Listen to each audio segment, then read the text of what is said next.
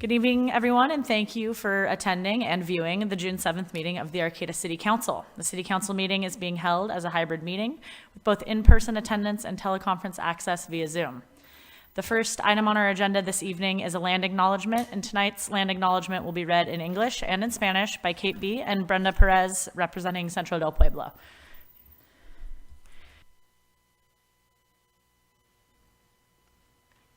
Good evening. The City of Arcata acknowledges that the lands we are located on are the unceded ancestral lands of the Wiyot tribe. The land that Arcata rests on is known in the Wiyot language as Gudini, meaning over the woods or among the redwoods. Past actions by local, state, and federal governments removed the Wiyot and other indigenous peoples from the land and threatened to destroy their cultural practices. The City of Arcata acknowledges the Wiyot community, their elders both past and present, as well as future generations. This acknowledgement seeks to aid in dismantling the legacy narratives of settler colonialism. Buenas tardes. La ciudad de Arcata reconoce que las tierras en que estamos ubicados son las tierras ancestrales no cedidas de la tribu Wiyot.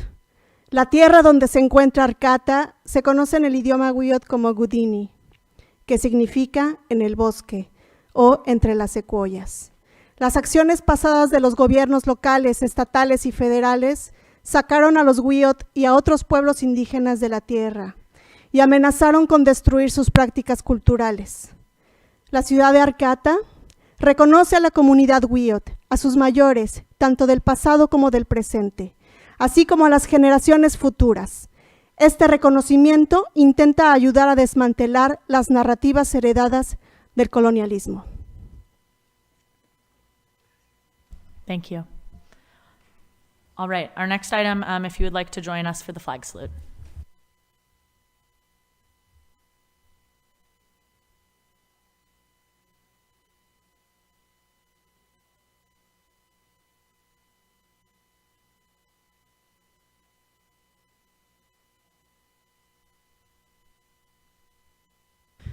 Will the city clerk please call the roll? Mayor Schaefer, Here. Vice Mayor Matthews, Here. Councilmember Atkins Salazar, Here. Councilmember White, Here. Councilmember Stillman. All present. If you wish to make a comment during tonight's meeting, either during at the two open public comment periods or for an individual agenda item, there are 3 ways to do so. If you are here in person, please line up behind the podium when the item you would like to speak on is accepting comment. If you're logged into Zoom, you can click raise your hand when it's time for public comment on the item you wish to speak on, or if you are on the phone, please press *9 to raise your hand, and when it's your turn, you will be prompted to dial *6 to unmute your phone. For each item, we will be taking in-person public comment first and then move to online comments. We will not be going back and forth, so if you're wanting to comment, please line up at the podium or raise your electronic hand as soon as public comment is requested for that item. All right, so we will now begin with our ceremonial matters. So item A under ceremonial matters is a proclamation in recognition of World Oceans Day, June 8th, 2023, and this proclamation will be read by Vice Mayor Matthews. City of Arcata proclamation in recognition of World Oceans Day, June 8th, 2023. Whereas the ocean provides 1/2 of the oxygen we breathe, regulates our climate, and provides us with food, water, and economic support, World Oceans Day is an annual opportunity to honor the world's oceans by building awareness of the crucial role the ocean plays in our lives. And whereas the people of Humboldt County can help protect our ocean's future by partnering and volunteering with local schools and organizations such as Humboldt Baykeeper, Surfrider Humboldt, the North Coast Environmental Center, and Friends of the Arcata Marsh. And whereas the City of Arcata's Environmental Services Department also organizes opportunities year-round to help clean our creeks, improve watershed health by keeping trash from entering Humboldt Bay, thus reducing the impact of marine debris into ocean ecosystems. Now therefore be it proclaimed that the City Council of the City of Arcata hereby recognizes Thursday, June 8th, 2023 to be World Oceans Day in Arcata and encourages the community to participate in coastal and watershed cleanup days throughout the year. Dated June 7th, 2023, signed Sarah Schaefer, Mayor. Thank you, and I don't believe we have anybody currently here to accept that, but we will get that to the right people. Our next proclamation, which also, unfortunately, we don't have anybody from Arcata High this evening because they're having their senior awards assembly, but is a proclamation recognition of Arcata, Six Rivers Charter, and Pacific Coast High School Safe and Sober Graduation Day, Thursday, June 15th, 2023. Read by myself, Arcata High, class of 2010. So a proclamation in recognition of Arcata, Six Rivers Charter, and Pacific Coast High School's Safe and Sober Graduation Day, whereas safe graduation parties are a nationwide project sponsored by health organizations, businesses, law enforcement agencies, and many other groups, and whereas this year's Arcata High School, Six Rivers Charter High School, and Pacific Coast High School senior classes, their parents, and community are overwhelmingly in support of attending and providing a safe graduation party, and whereas 5,000 teenagers die and 400,000 are seriously injured in auto accidents each year. Of the 15 to 20-year-old drivers who die in car crashes, 23% have a blood alcohol level of 0.08 or higher, enough to be charged with driving under the influence if they were adults. And whereas residents throughout the county have agreed to drive with their lights on during graduation week, and the Arcata community has volunteered to keep porch lights on throughout graduation night on Thursday, June 15th, 2023. Now, therefore, be it proclaimed that the City Council of the City of Arcata hereby designates Thursday, June 15th, 2023 as Arcata High School, Six Rivers Charter, and Pacific Coast High Safe and Sober Graduation Day. And the City of Arcata congratulates the graduating class of 2023. Dated today and signed by myself. So we'll get that to our folks at Arcata High, and congratulations to all the graduates.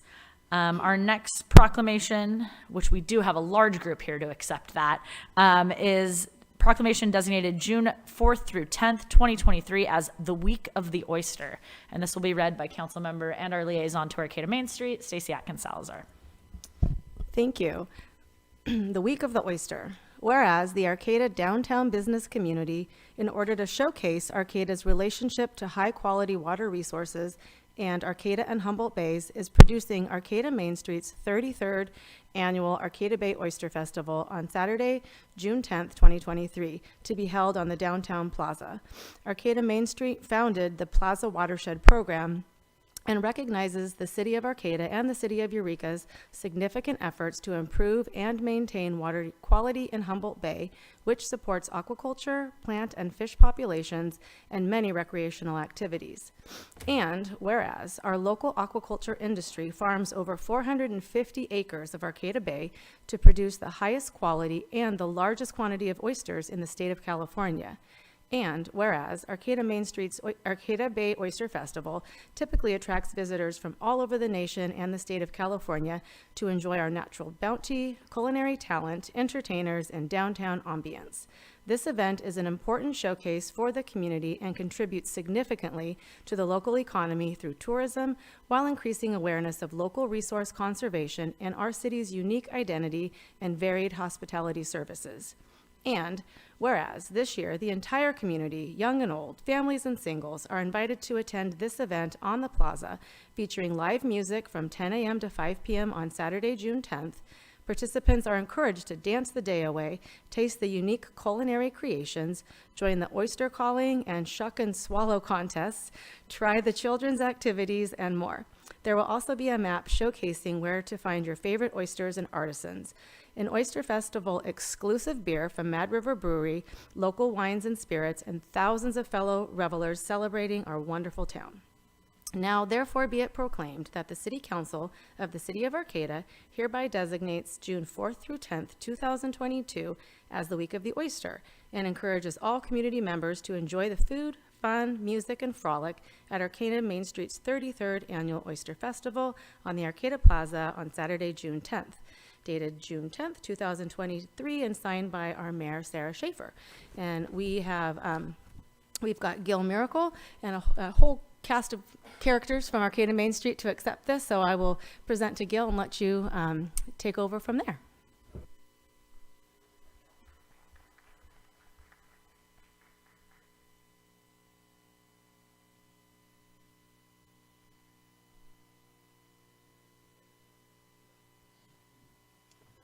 Good evening, everybody, and welcome. Thank you for this offer or this honor. And we're really excited about the event this weekend. And as As Stacy said, it runs from 10 to 5, and we really hope everyone can come out and make it. From the kids zone to drinking age people, there's something for everybody of all ages. And we have entertainment and all kinds of fun and frolic for everybody.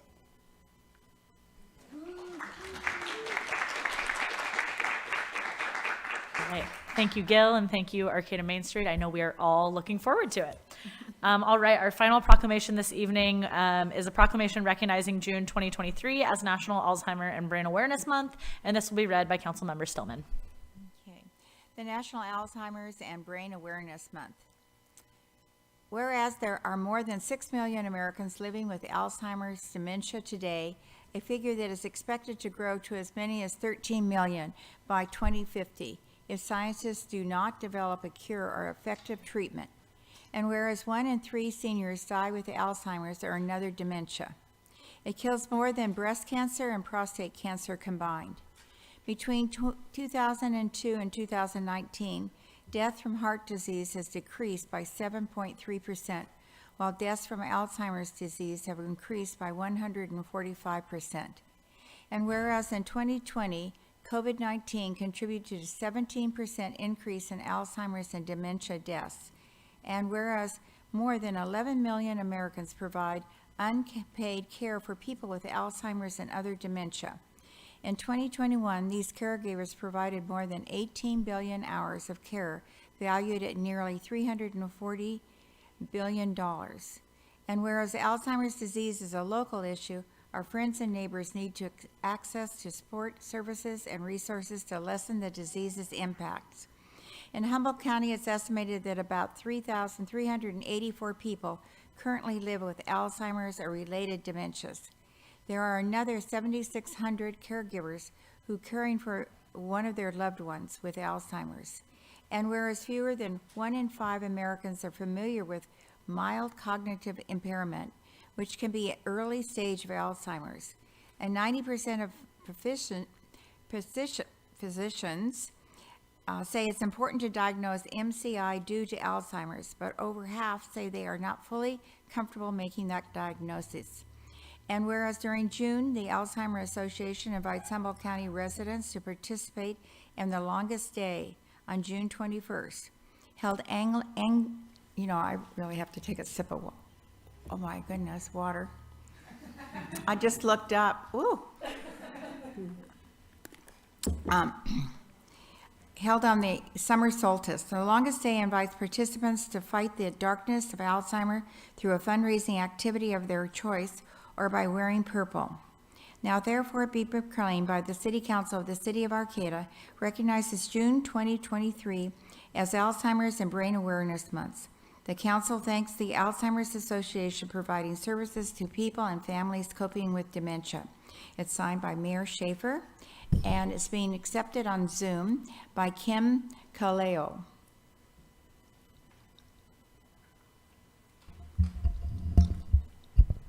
Kim, if you are on Zoom as call-in user, could you raise your hand?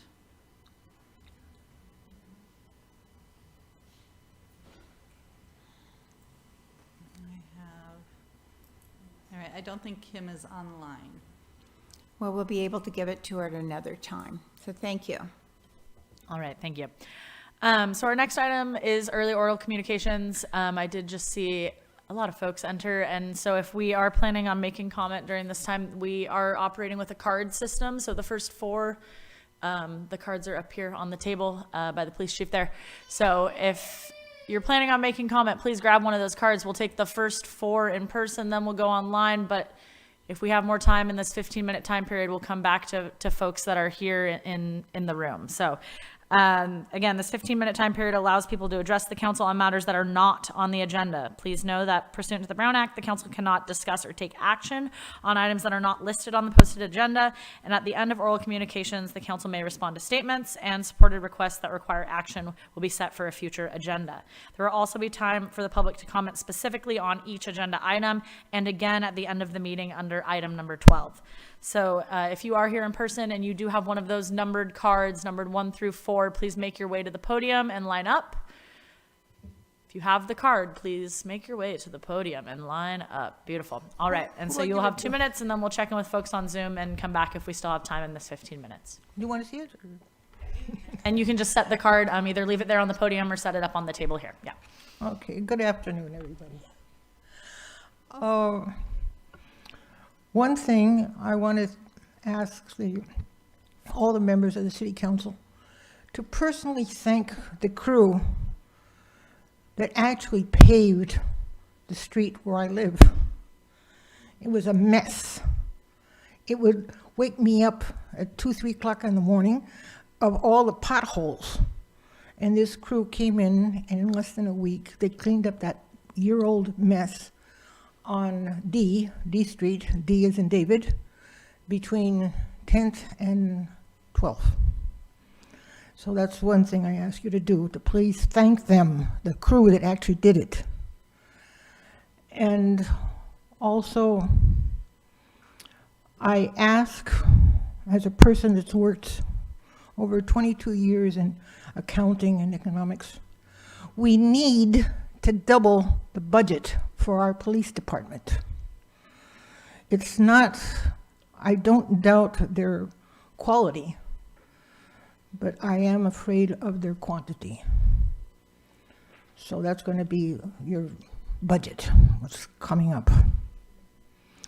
Another thing that I have been requested by neighbors that for different reasons could not come to this meeting, please, please do not use L Street for trucks.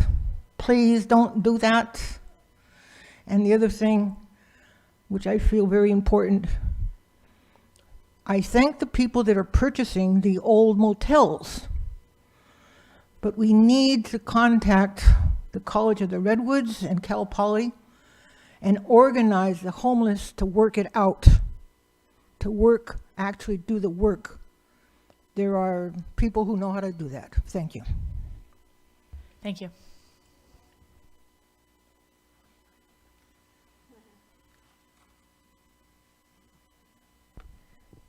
Mi nombre es Brenda Pérez y él es Adán Cervantes. Somos familia del Jardín Santuario. We are families here gathered for the Sanctuary Garden. We are here to demand a stop to hate crimes. It's been more than 12, and this is unsustainable, unbearable. And it's really, it's a situation that needs to stop now. It's going to be almost 1 year after the first attack. So the first thing I need you to take in your agenda is the invitation of Centro del Pueblo to come and clean with us that sign. Because that sign, it's saying something that is a suffering for the entire city, a suffering for the entire Humboldt County. This cannot be called a sanctuary city with those hate crimes. And it's a shame on this government. And it's a shame. I cannot listen more sorries from you or from the police department. I need actions. And I made a call of action for all the neighbors that are here. And I'm making the same call of actions for you. So I'm waiting for you next week to come and clean with us that sign on volunteer hours, as a group, as our representatives, representing every race and every person here migrating to Arcata. Shame on every one of you. This is what I want to say. We cannot live more as neighbors with more than 12 hate crimes. We cannot live, we cannot bear that. This is a community garden. And there is no more public statements that could cover those hate crimes. We live under fear, and we live harassed. So there is no sanctuary city, unless you made something. This is a call to action. This is the first time I come with these neighbors, these relatives, for make a network for safetyness. This is for me, my daughter, and all my ancestors. And I won't rest until you make something.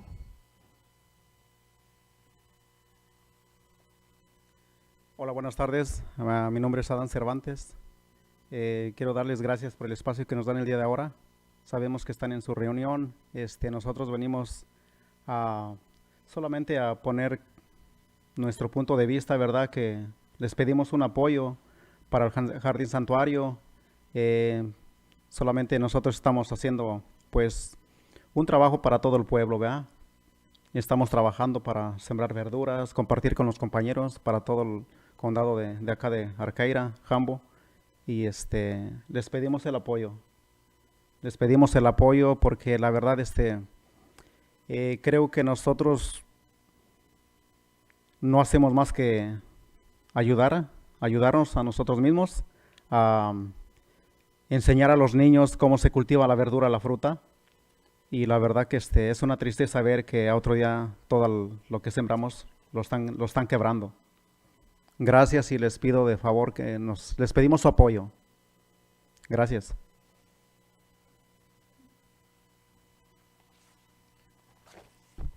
That was an important topic to follow. Gosh. 2 minutes. So first I'll introduce myself. I'm Jeanette Todd. I am the rarely seen in the public eye or come up for air co-founder of the Ferry Festival with Shoshana. Second, I want to take a moment to celebrate the huge success of the Ferry Festival last weekend, where we saw 6,500 attendees, and for the first time in Arcata's history that I know of, and I've been around a while, we did not use one single disposable cup, and I think that that's a huge success for Arcata. It's a huge success for zero waste, etc. It could be a headline. Third, I specifically came here tonight to talk to the council about the budget and the flexibility of it. In years past, we have been able to work with the city in a way that would help us reduce or donate permit fees for these types of events. Family-friendly community events that are diverse and welcome to all people are difficult to produce with really unsavory costs. What happens are those costs that people don't often want to talk about, which are things like $1,300 for portable toilets and $2,500 in staging and lights and $1,900 for the city of Arcata. Make it to where little guys like us who want to invite everybody in and have a magical time just can't make it happen anymore. So I implore the city council to consider in their budget some flexibility to partner with groups like ours, small nonprofits who, if we did make money, we would provide things like scholarships and free camps for kids through our nonprofit Redwood Racks. But those fees just crush us. They wipe us out. They make it to where we are not really able to sustain events in Arcata. And I know that councils past have looked really hard at these fine details and worked out ways to partner with groups like ours and found criteria that worked and reasons why they could donate that support. Thank you. Thanks. And just a reminder, this time is for items not on the agenda. So if you have things about budget, hold them until we're doing our budget here. So also quick question. So how are there so many cards? What we have is the 4 green ones are the first 4, and then Okay. we do have 4 yellow, which are if we don't have any online. Right Great. now, I have nobody with a hand raised online. Okay. So I think you could just keep Beautiful. going Then we'll through. just keep going right through I do here in have person if one there's nobody hand online. raised online, but we'll call it Okay. at that. We'll come to that one. We'll take the next 3 speakers here and then go to the one online. Hi, my name's Kate B. I'm on the board for the Chamber of Commerce, but I'm also an active member for the Sanctuary Garden. What brought me there was the first attack. It's about 2 blocks from where I live, and so I thought if I bring more of a presence, maybe it would cease. But like Brenda brought up, within the past year, I mean, I have a little sign, it's almost every other month, but the last 3 attacks were in the last 30 days. So it's as if the increase of people and activity, and even the residents of Brenda and her husband, her child, who we thought would bring more, it's not really deterring these attacks. We have invested in a surveillance system, but those cameras have been taken out one by one or in a group over time. We've been locked out of our own garden because they bring their own chains. They've macheted growth that we have had within the garden. So it's just really upsetting that the idea of brown bodies gathering together to foster a strong community threatens a certain type of community within our community. So I would like to suggest, because the presence of police brings fear, perhaps we could invest more in the community ambassadors, because I know that they overhead graffiti abatement, and a lot of the things that have happened have had to do with graffiti. But these attacks also are in the evening, so I'm not sure if we can propose another job that is in the evening that could cover something like that. So it's still community-based. Maybe it won't bring as much fear, but still more eyes. And yeah, 12 attacks since July 21st. Thank you. Thank you, Kate. Hi, my name's Joanne McGarry, and I so appreciate people speaking out on these very, very important social justice issues. And I hope we all can come together and talk to each other and our neighbors and find out why this is happening and stop it. So that's wonderful. I come here tonight as I speak, and I'm carrying the Our Town thing to remind us that everybody in this room, we all are part of our town, and we all need to stand in a circle of compassion for one another, and bring people in from the margins and recognize that we all belong to each other. We all belong to each other. But in addition to the humans in our town, what I also want to talk about is the circumstances of what climate change is doing to our community, to the region, to the state, to the world, to our world's oceans. And if you hadn't seen it already, New York City is under smoke, like we were a few summers ago with the fires. And it's all because of climate change. And so I really do believe that here in Arcata and in Humboldt County, we can lead the way from the redwood forests to everywhere else in the world, modeling how we can live together in justice and peace, but also for the planet. I carried my food waste here. I've done this before, but we need to keep our food waste in Humboldt. This proposal to ship it out needs to not happen. We need to be creative and do something to compost in our own community, whatever it's going to take. And then we also need to reuse our cups for all events. So thank you. All right, thank you. Okay, so for our 15 minutes here, we are going to be able to take one more in person, and then we're going to do our one comment on Zoom. So you guys can fight over who gets to be the one last in-person one. So we will take one more comment in person, and we'll take our one comment on Zoom, and that's our 15 minutes. Hello, my name is Carlos. I've lived in Arcata since 2019. I moved 600 miles to be here and went from LA to a place where I could not see people like me. Centro de Pueblo was an opportunity to find a home away from home. And to see that home attacked, to see that home consistently brought into a place of fear has been hard. We oftentimes, when at the garden, are told by people passing by not to take it personally. But it is personal. It always has been personal. As much as we would like to pretend that Arcata is a safe place, sometimes it isn't. And that's especially true for people like me, people like my friends here. My question, I guess, because I know that the legislative body cannot adopt this, there are procedures, this cannot be put on the agenda today, but my question is, how much longer do we have to wait? What else has to happen before this is addressed? Does one of us have to get hurt before this is taken more seriously? I live just 2 blocks, not even 2 blocks away from the garden. I walk past there every day. What happens if me or Brenda or her husband or her child, God forbid, is outside when that man arrives? What happens if we are at the garden and he decides to do more? What if the vandalism is not the place where it ends, but the place where it begins? I am begging you, please, to do something. I do not want to live in fear in a community where I found so much love. And I hope that you can see that. Thank you. Thank you.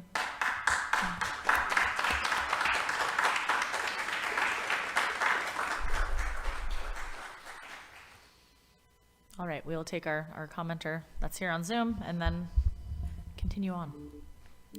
Jane, go ahead, Jane. Good evening, Jane Woodward. A couple quick things. I went down to the Prairie Festival to see how it was working, and I want to tell you, events like that are exactly what we had in mind for Jane, we can't hear you yet. creating. You can't hear me? It's on.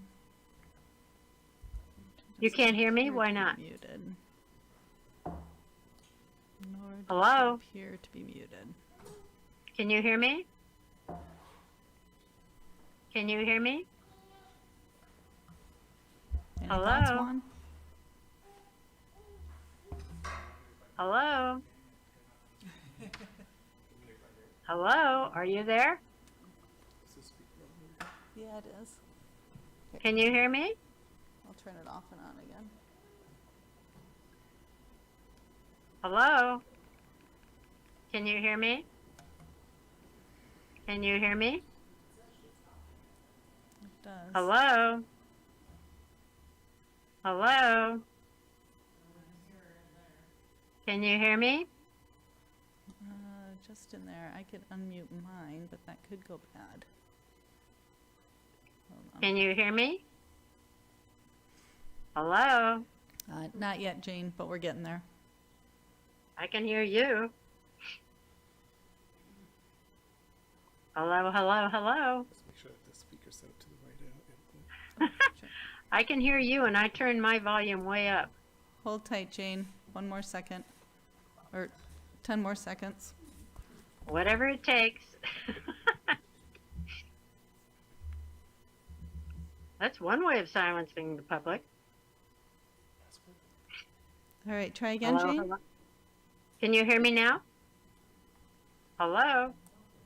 I could Hello, unmute me hello? and include my microphone. Hello? Jane, try again. Hello? Can you hear me? All right, let's Can try, you let's hear try me? this. Go ahead. Can you hear me now? Hello? Hello, hello? Yeah, go ahead. You can hear me now? Yes. Yes. Oh, hallelujah. Over the weekend, I stopped down at the Prairie Festival, and I wanted... Pardon me?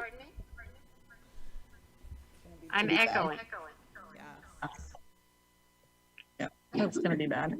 Okay, we are having technical difficulties here, Jane, so we might have to just come back to your comment at Okay. regular communications once we figure out what's happening with our speakers in the chamber here. We can hear you in the office, but we can't all hear you, so. Oh. All right, Well, how long is that going to take? that being said. Okay. Can you Oh hear my me God, now? but that just took up all of our 15 minutes. Okay. We're going to move on to our next item. Again, there will be time at the end of the meeting for 3-minute time period. No, sorry. That's the 15 minutes. We're keeping it just to respect everybody's time, respect all of our staff that's here to get through this meeting. And thank you guys for making your presence here. We hear you and thank you for being present tonight. And please feel free to email, call, reach out to all of us. Our phone numbers and emails are online, and we are available that way as well. So, all right. So the next item on our agenda is going to be the consent calendar. All matters on the consent calendar are considered to be routine by the City Council and are enacted in one motion. There's no separate discussion of these items, and if discussion is required, that item will be removed from the consent calendar and discussed separately. And so at the end of the reading of the consent calendar, council members or members of the public can request that an item be removed for separate discussion. And I do ask that if you are a member of the public that would like to remove an item from the consent calendar, that you please come up to the podium and then hang by to be able to discuss your item when the time comes. So item A, to approve the minutes of the City Council meeting of May 17th, 2023. B, biweekly report on disbursements. C, adopt resolution number 223-59, approving the fiscal year 2023-24 annual report on stormwater drainage maintenance fees for all non-tax exempt parcels and directing that fee to be collected through property tax rolls for fiscal year 23-24. Item D, adopt resolution number 223-58, approving the fiscal year 23-24 annual report on Measure A, special tax for all non-tax exempt parcels, and direct that fee to be collected through property tax rolls for fiscal year 23-24. Item E, approve the lease agreement between the City of Arcata and County of Humboldt for the Arcata Branch Library, and authorize the city manager to execute all applicable documents. Item F, award contracts for the 2023 timber sale to Humboldt Redwood Company for redwood logs, $848 per thousand board feet, and to North Fork Lumber Company for Douglas fir logs, $615 per thousand board feet, and Grand Fir logs, $415 per thousand board feet, and authorize the city manager to execute all applicable documents. And item G, to adopt resolution number 223-56, a resolution of the governing body of the City of Arcata authorizing a joint request for amendment to the Grove Standard Agreement contract number 21-HK-17196. So are there any council members that would like to remove an item from consent? I'd like to remove item G. All right, item G. And if there are any members of the public that would like to remove an item from consent, or a member of staff that would like to remove item from consent. All right, so do we have a motion through items A through F? Yes, I would so move. I will second. Okay, we have a motion and a second for items A through F. All in favor? Aye. Aye. Okay, motion carries unanimously, and that will take us to item G. So I do understand why it's on the consent calendar, but I had a request from a constituent that it would be clarified. So I'm asking if you could do that. Great. So can we get a brief staff report on item G and why we are seeing this again in front of us? Yeah, thank you, Mayor and council members. The item is before you to correct some language. When we adopted this resolution originally, the state asked us to use their template. We pointed out to them that the template made it sound like we were applying when in fact we were amending to add Danco's entity that they'd created for operations of the project, and they said go ahead and use it anyway, and they've now changed their mind. Sorry, not Danco, for Arcata House Partnership. They've changed their mind. They've asked us to adopt an amended resolution that indicates that we're adding the entity as opposed to applying for those funds. So this is completely administrative. There's no change to the project. There's no change to the entities. All right. Thank you, Director Loya. Do we have any other questions or comments from council, or do we have a motion for I item would G? so move for item G. I'll second.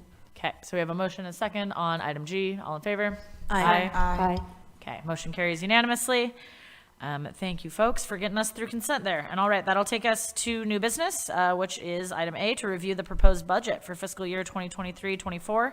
And this is going to be our initial review of the budget. And so this is our time that we can make requests for changes. But again, we will not be adopting this budget until the June 21st meeting. So it's the perfect time for us council members and the public to be able to give feedback, so we can make those changes before the final hearing and adoption at the June 21st meeting. And so we will start with a staff report from our finance director, Tabitha Miller.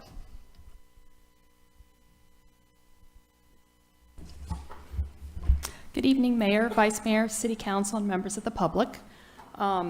Just want to briefly mention that this is your first review, and this is scheduled for a public hearing on the 21st, which would be your opportunity to adopt it. But if at any point in time tonight or over the next couple of weeks you feel that you need more time, we can certainly add work sessions or extend that public hearing out. So I want to make sure you're comfortable with the budget when we get to the final.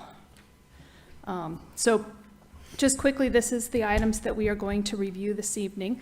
I picked this picture because I really always hope that the state shows up with very large checks to give us. So it's a budget. That's kind of our opening. But we're going to take a quick view on the council goals, priorities, and priority projects to kind of put everything in context of what you're doing tonight, because that's really where the budget comes together. We'll do an overview of the numbers, which I will try not to be too tedious and too in-depth. The capital improvement program, we'll look at some of the projects and programs for this year. We'll take a look at the American Rescue Plan Act projects and some of those highlights. We'll talk about our plan for reducing the pension liability. We'll briefly talk about the potential for seeking new sources of revenue, and then just wrap it up with a summary of the appropriations limit, which is one of our requirements as a public entity to adopt every year annually. So I know that you all are very familiar with these, but I think it's really important because something that I found in putting the budget together, taking a look at where we were really spending the money, is that we truly are hitting these, and we're hitting them big in ways that are probably larger than many of the organizations I've worked for, as far as really being able to target your goals and the goals of the community. We are, you'll see when we get to the numbers that facilities and infrastructure is your single largest expenditure, and it surpasses the budgets that you've had just 2 years ago by itself. Certainly climate adaptation and change is something that you're addressing.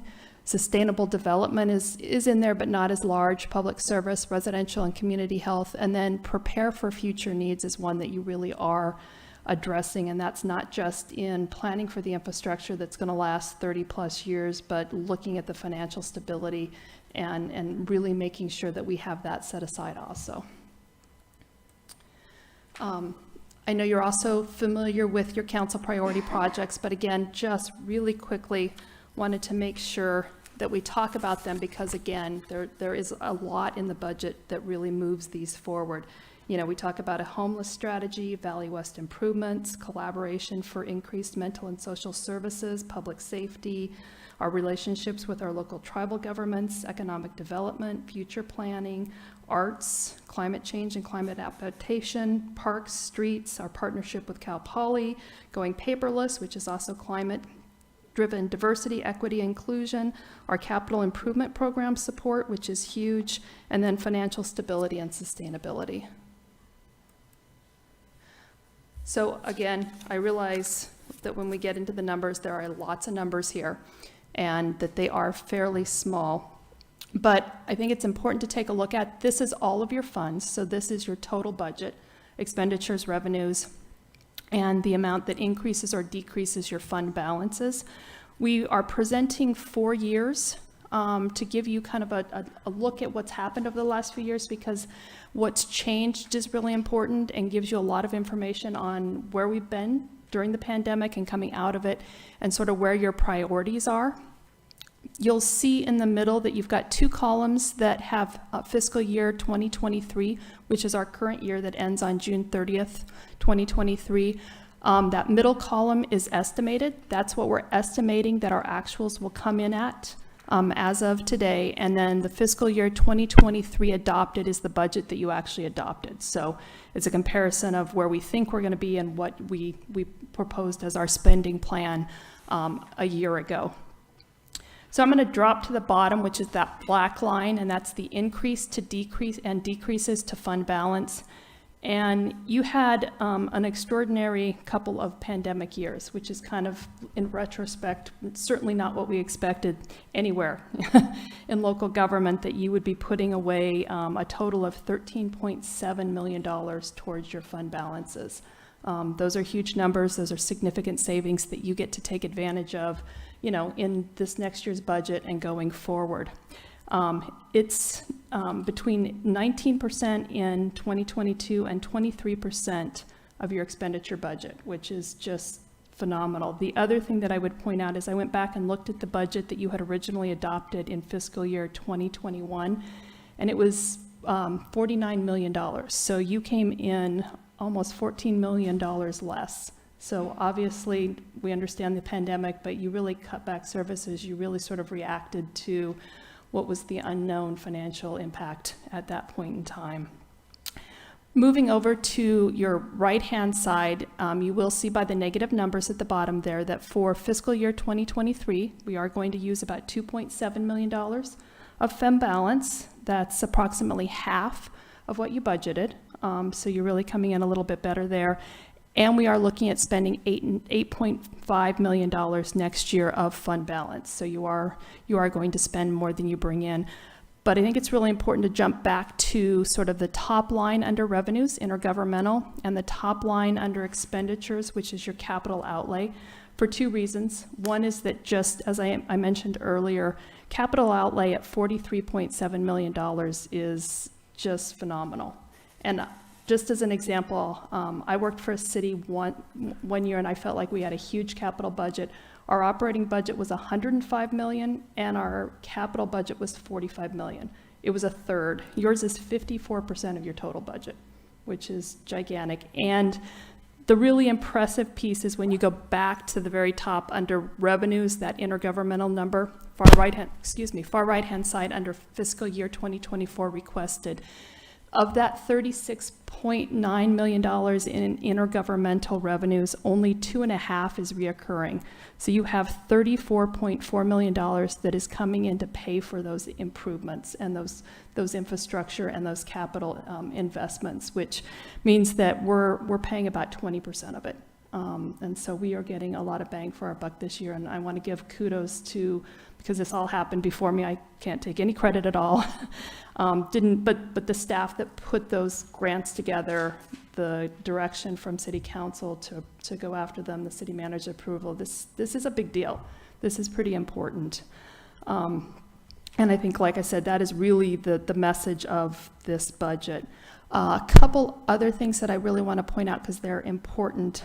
If you look at your second revenue from the top, charges for services, and you start from the left and move to the right, you'll see that it does increase sort of moderately every year, and that's really what's built into your water and wastewater rates. That's what you're building to pay for some of this infrastructure as we go forward. One of the areas that we'll talk about in a little while, but I think that probably will need to be addressed, is that if you look at your taxes, the third line down, you're not seeing any growth. And the problem is we are seeing growth in our expenditures and the bottom as far as our materials and services, and certainly our personnel costs have gone up. So that is certainly not keeping up. Everything else is pretty much in line. I'll drop back down to expenditures. Again, you can see the personnel services increasing from 21 and 22. In 23 and 24, we had some jumps, and those are really twofold. The first is that you're filling positions. You had some pretty significant vacancies in those pandemic years. And then obviously you're well aware of the fact that you've increased your wages to kind of meet the market and to try to make the city more. I'm not sure where that came from. Searching anyway.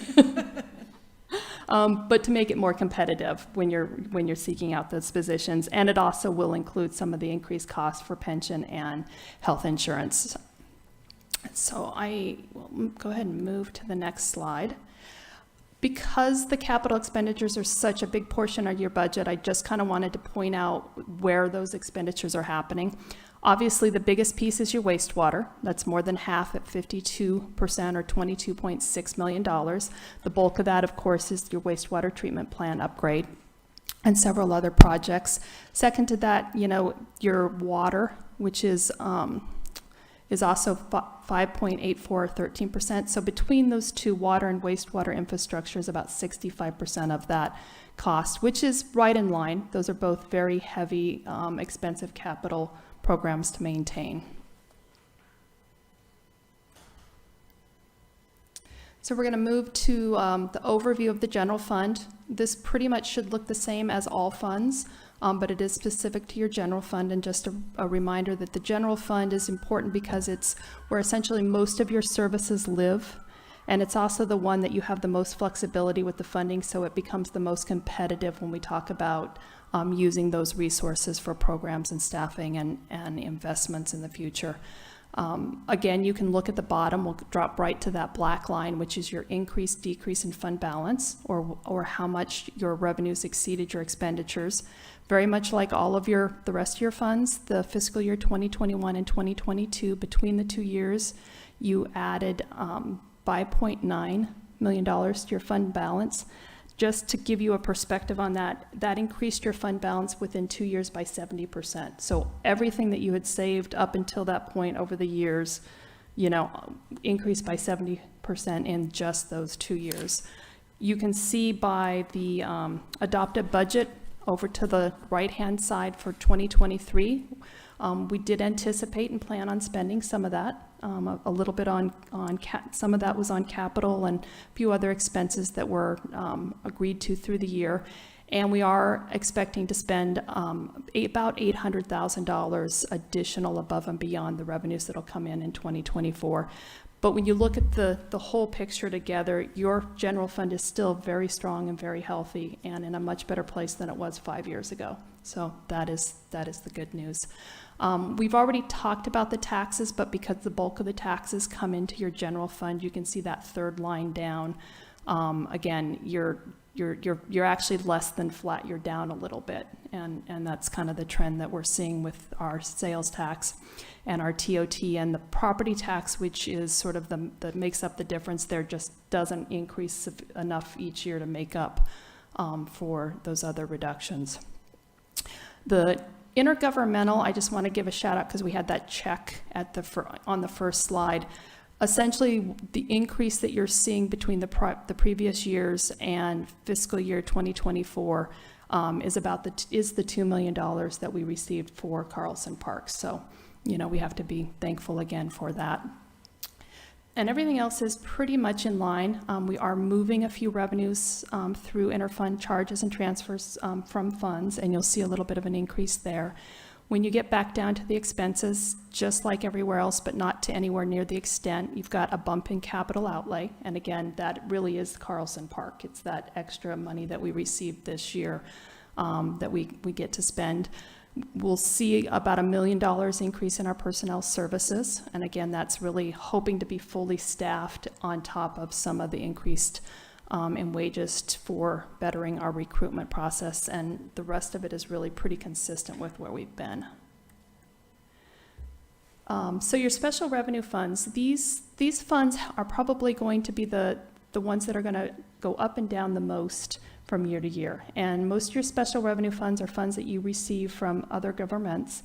And most of it, almost the bulk of it, is going to be in grants. So it's going to be one-time money, or it's going to be money that you're going to see for 1 year or 2 years. There's very little reoccurring revenue in these funds. So you can see just looking at your expenditures, kind of the ups and downs.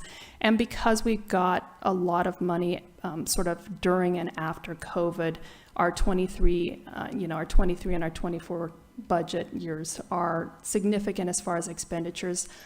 Quite honestly, I think we will see a trend in 24, 25 and going forward where those numbers will probably drop off. I think everybody's aware that the federal government is starting to cut back and even talking about clawing back some of the COVID relief.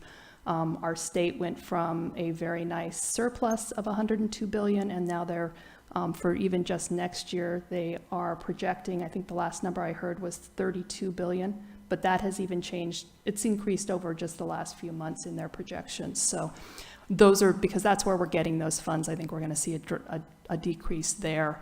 But again, this is money that's one time. It's money we're supposed to spend. So using up and spending, almost $3.5 million this year as far as a negative is a good thing. We're moving forward. There's probably not a lot to say about wastewater other than, again, that this is where we're spending all that capital. So you can see just, if you look, starting on the left-hand side, the intergovernmental revenues, you can see how much money is coming in from outside entities to pay for our capital. And if you look at that first line under expenditures, which is certainly, by far the largest number in that budget, is, the $22.6 million. The bulk of it is being paid for by outside funds, and we are using a little bit of the fund balance that you have saved up. And our wastewater fund, you've been very good about, the council has been very good about making sure that the rates kind of meet the needs on a long-term, ongoing basis so that we do have the infrastructure in place that's necessary.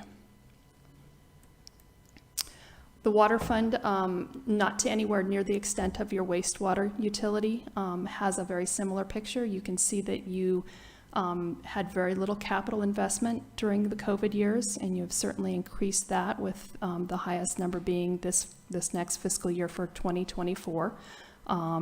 You can see that we are we gained some fund balance here in 2021, 2022, and we are using more than we gained, but you had a pretty good capital reserve set aside for this very purpose. You've been planning on this is long-term planning.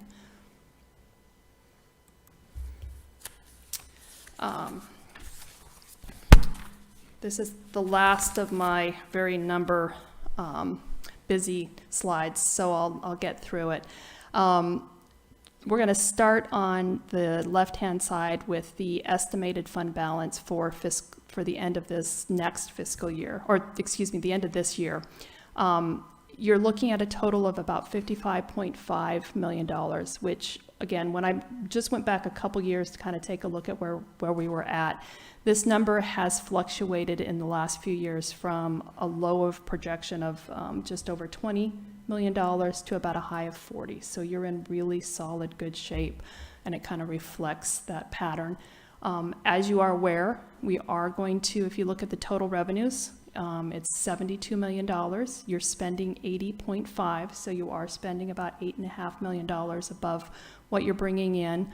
And really, if you look at that second line down, your special revenue funds, you can see, and those are predominantly grants, you can see that about $3.5 million, or almost half of it, is coming from that there, and that's what you would expect. The remainder, there's a small amount in your general fund, and the remainder is really your utilities. There's one other place that I'll point out, because I think we'll need to talk about it a little bit in this budget season. The third from the bottom, stormwater. You can see that we have very little fund balance coming into this year. It's $110,000, and you can see that we are going to be spending about, probably about $300,000 more than we are bringing in, and you will end up with a deficit of $180,000 if we meet budget at the end of the year. The reason that beginning number for stormwater, the fund balance isn't more negative, is that the city has been basically subsidizing that enterprise fund or that utility for a number of years. The revenues just don't meet the expenditures. The NPDES permit that we are essentially required to meet the expectations of, we just don't have the revenue. And part of the reason I mentioned it, and part of the reason that we've shown it with the deficit and not subsidized it right away, is so that everyone understands that this is someplace where we're probably going to have to look at finding some additional revenue. And I anticipate that a rate study and that process will be coming forward, and potentially we will be looking at ways to make sure that we can meet that expectation. Again, because this is so capital driven, I thought I'd start talking about the capital projects. And this is really your future planning and your support for your capital project program. The top four items here, you've got your wastewater configuration construction, which is by far the largest, $17.6 million this year. The sewer inflow and infiltration reduction program, and this is pretty exciting. We got a grant that I don't know that everybody thought we would get, so it's not out of the local customers' pockets. Your water line improvements, water storage, finishing tank 1C, $4.5 million for Old Arcata Road, your annual pavement maintenance, which I think is every other year, but that's a pretty substantial investment and does include some ARPA funding. Your sustainable transportation infrastructure project, because I don't think anybody's talked about it much, I also wanted to point out it's a small dollar item, but the Arcata Ballpark Improvement Program of $250,000. And then, of course, the Carlson Mad River Park Trail, this year's expenditures of $1.8 million. And a complete list of your capital improvement program is on it starts on page 24 of the budget document that was part of the agenda packet.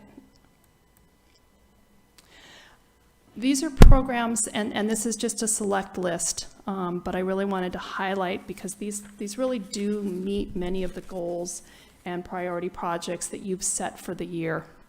And I think it's important to acknowledge these programs. The first one is your police recruitment. We stepped up and put together and have budgeted for pretty significant bonuses to try to increase the number of officers that are on the street and working for the city. And so we'll start that process. You continue to support implementation of a climate action plan with your environmental outlook, supporting Arcata House Partnership and seeking grants to extend the safe parking program. Just as a note, the ARPA funds will carry that through September, and then those funds will be spent. Implementing the citywide rental inspection program, and this really also supports, in addition to the tenant protection policies, not just all of your citizens, but it also, is a good, furthers your relationship with Cal Poly and the student bodies that are coming in there. Paperless council meeting packets, solar and electric upgrades to the community center, coordinating efforts on the Arcata Chinatown project through Equity Arcata. Just a reminder, this is a project that will be finishing up, but you'll be opening your second home key in this next fiscal year, talking about your homeless strategy, and then just simple, and you can kind of see the bus outline in the back there, but securing funding for free bus service this summer is also just a project that isn't going to show up from a budgetary standpoint, but it's a big one. Which leads us to the American Rescue Plan Act. Just a reminder, you received $4.4 million. You have initially allocated all of the projects for that. A few of them are listed here, including some of the minor changes that we're making this year. We anticipate that there'll probably be another half a million dollars that will come back to you at mid-year budget next year for probably reallocation or looking at how to ensure that we spend those funds before the end of the calendar year 2024. Again, these are funds that there's some talk about trying to claw them back, and we want to make sure that we have properly spent them and we don't lose them. The Valley West Neighborhood Support was the #1 project listed on your ARPA funds. That's supporting CUNA. I'll mention this here and down below. We've set aside $175,000 for the Woodsman Hall in Valley West for a community center, potentially a police annex, meeting space, and other office space. And so that will probably come back to the council shortly. You set aside quite a bit of money for economic recovery, and there's some projects built into the budget next year, this next coming up year, Playhouse public art programs, the Green and Gold Corridor, and then we have suggested, and this was a staff recommendation, that the Film Commission receive a one-time contribution of $20,000 to support their efforts. The safe parking program, as I mentioned just on the last slide, will continue through September, but the funding will be completely used up by then. Climate change adaptation, sorry. Searching again? Yes. So the climate change adaptation measures. I mentioned Woodsman Hall, and then one thing that has changed is that we have we've moved money to city staffing, and this is the 5 positions that you all funded last year that had been laid off or had been set aside for saving budget. We are asking to continue that into this second year. We've got $200,000 new reallocated dollars and $150,000 that would be a roll forward. But this is also a fairly simple, easy way to spend those monies, and something that if we run into an issue in this next year spending down these funds, it may be a place that we can spend the money and then set aside other general dollars to make sure that your projects get completed. The MIST program second year, and of course the Community Ambassador project will also complete its second year this next year. So I'm going to shift gears a little bit. The CalPERS unfunded liability, I did not include in that $80.5 million because I wanted to make sure that we separated it out. It's also talking about the $7.5 million investment that we've discussed with the council prior to this is a big number, and I want to make sure that we kind of set it aside and we talk about the fact that it will be using FUD balance, and it is an investment in our future, and certainly will save more money than it cost. So it is a good thing. Something that's come up the several times that we have talked about the CalPERS unfunded pension liability in the past is sort of the idea that this might be unique to Arcata. And honestly, I kind of wish it was, because this is a statewide issue. You know, our school systems, our state governments, and then many of our local public agencies are all in the same boat that we are. This is a selected list that I kind of put together just to give you an idea of sort of how we stand. I will tell you that it is as of June 30th, 2021. And so if you remember back to what Ira talked to us about a couple times, it does not factor in the 6.1% loss that happened in 2022. So when you look at the total unfunded liability number here, unfortunately, you probably need to increase all of those by about a third more. And the funded status would probably drop somewhere between 8 to 10 percentage points. So this was what's available to us because it's the most current information CalPERS presents, and I wanted it to all be equal. But it's sort of an interesting picture of sort of where everybody else stands.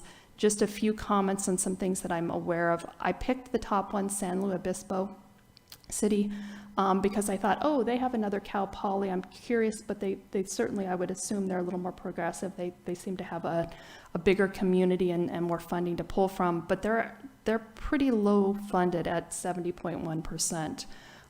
City of Eureka, I wanted to just show some of our other local entities. Humboldt Bay Fire and Joint Power, you can see that they're at 77.1% funded. Humboldt County has almost a $250 million unfunded liability. That's 78.5% funded. Oroville, Dixon, and Arroyo Vista and American Canyon were all entities I picked because they were about the same size. And again, they're all within, 10 points above and below us. Two that stand out at the very bottom of the list, the City of American Canyon, it looks like they're in great shape, which is wonderful. When I looked them up, part of the reason for that is that they don't have their own police department. They contract with the county sheriff, so they're not carrying that debt on their books. And then the City of Ukiah is 103% funded, which is awesome, but they issued about $50 million in bonds back in 2021 and paid off their debt. So they paid it off with CalPERS, but they still have a payment, a debt obligation on their books. So just a reminder, this is not new from what we've recommended at the last time we talked about pension liability. We are proposing that we make a $5 million one-time payment to CalPERS. It would be funded from the general fund, water, and then wastewater based on the employee representation there.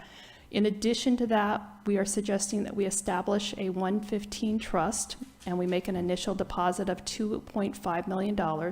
The nice thing about this is that it pledges that money towards our pension, but it has the flexibility that we get to decide if and when we pay CalPERS that money. So it allows us to sort of add to our reserves in the sense that we've got $2.5 million set aside in a fund. It's earning more interest than it would if we kept it in our city treasury.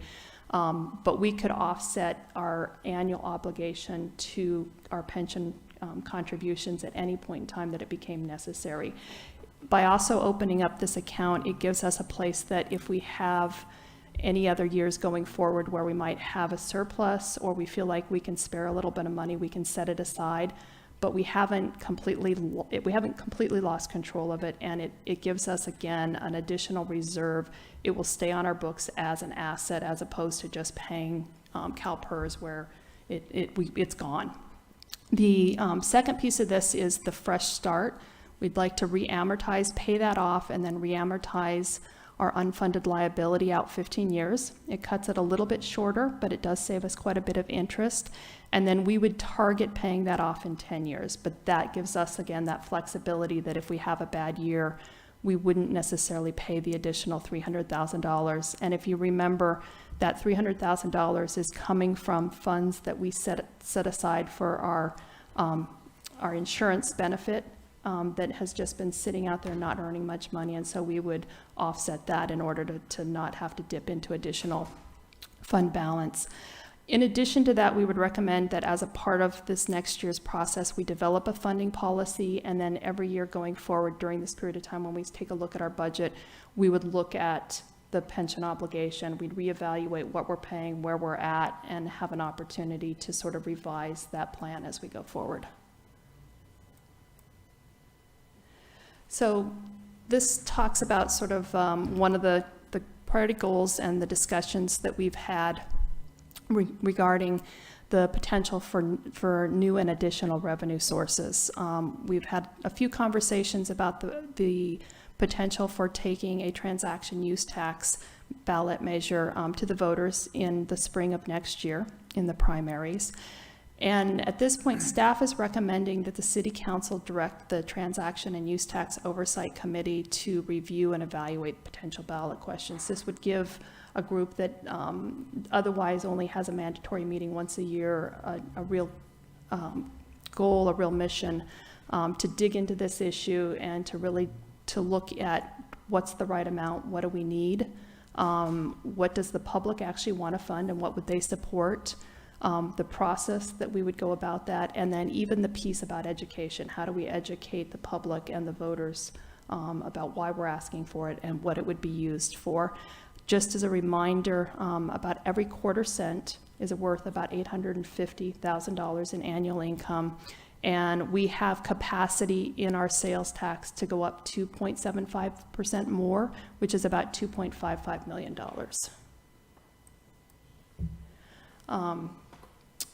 We keep talking about a recession, and I pay attention to the Wall Street Journal regularly to try to keep in touch with what's happening. And I looked last weekend on their economy page, and these were 3 headlines that hit me. And the ironic part is that the first 2 are completely opposite opinions. One basically says that we have such a strong labor market, we're far from recession, we're not there, it's not going to happen anytime soon. The second one says that basically we're already there, despite the fact that we have good, strong employment.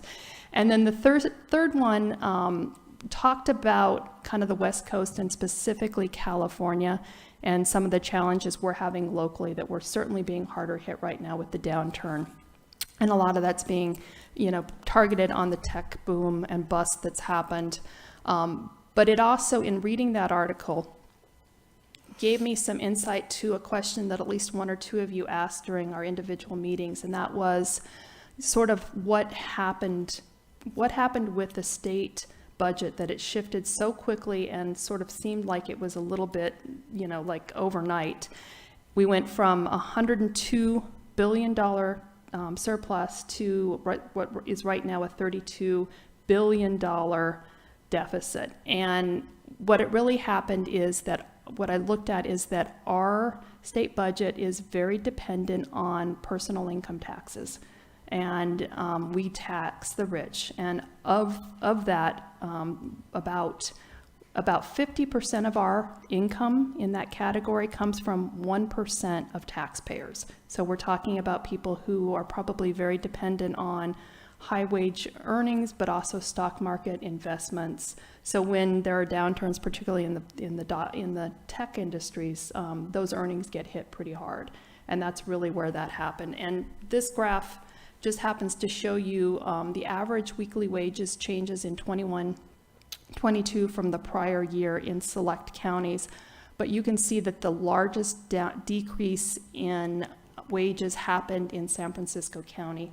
The second one was San Mateo County, and third was Santa Clara, some of our most wealthy counties in this state. So it gives you a little insight as to why that happened so quickly.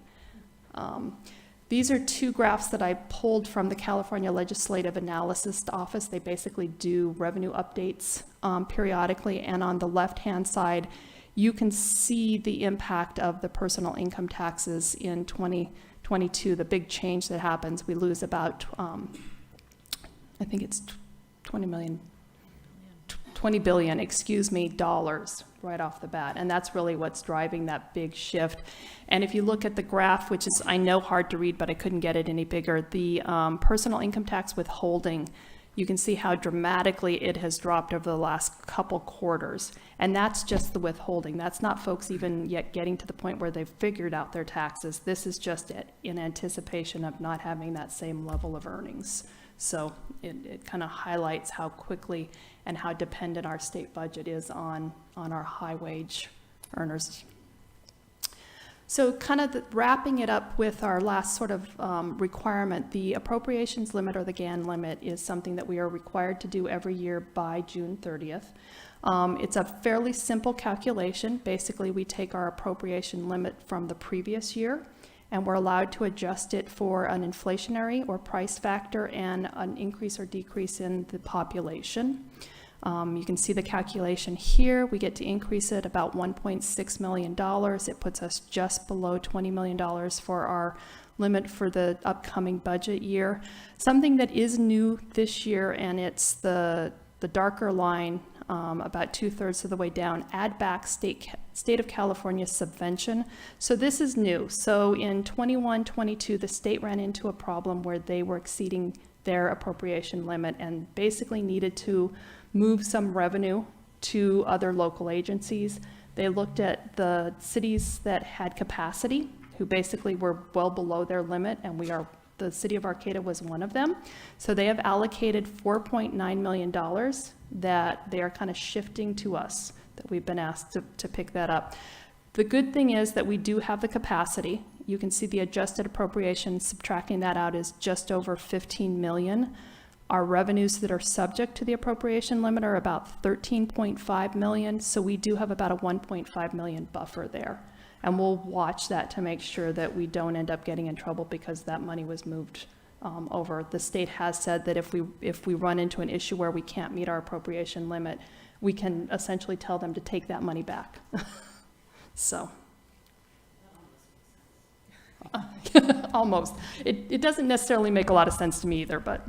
And just to make it clear, that's not actual money that the state is giving us or taking away from us. It's just that from an accounting perspective, we are only allowed to spend up to that limit. And the state has exceeded how much it could spend. It has hit its limit. So it's saying, okay, let's take this 100 million that we're over and let's make it be counted on different cities' books. And they targeted cities where they've given a lot of grant money. We gave you all of this revenue, but you've got to count some of this against your limit. So that is not actual dollars going back and forth. And it is something that, it will be interesting to see with their deficit position. This could be re-looked at pretty quickly and may change even. While doing that calculation, one of the things that we get to adjust for is, as I said, population. And I thought this was interesting. This is all of the entities, including unincorporated county and Humboldt County. And as you can see at the top line, we are the only jurisdiction that increased our population in the last year. But I thought that was interesting.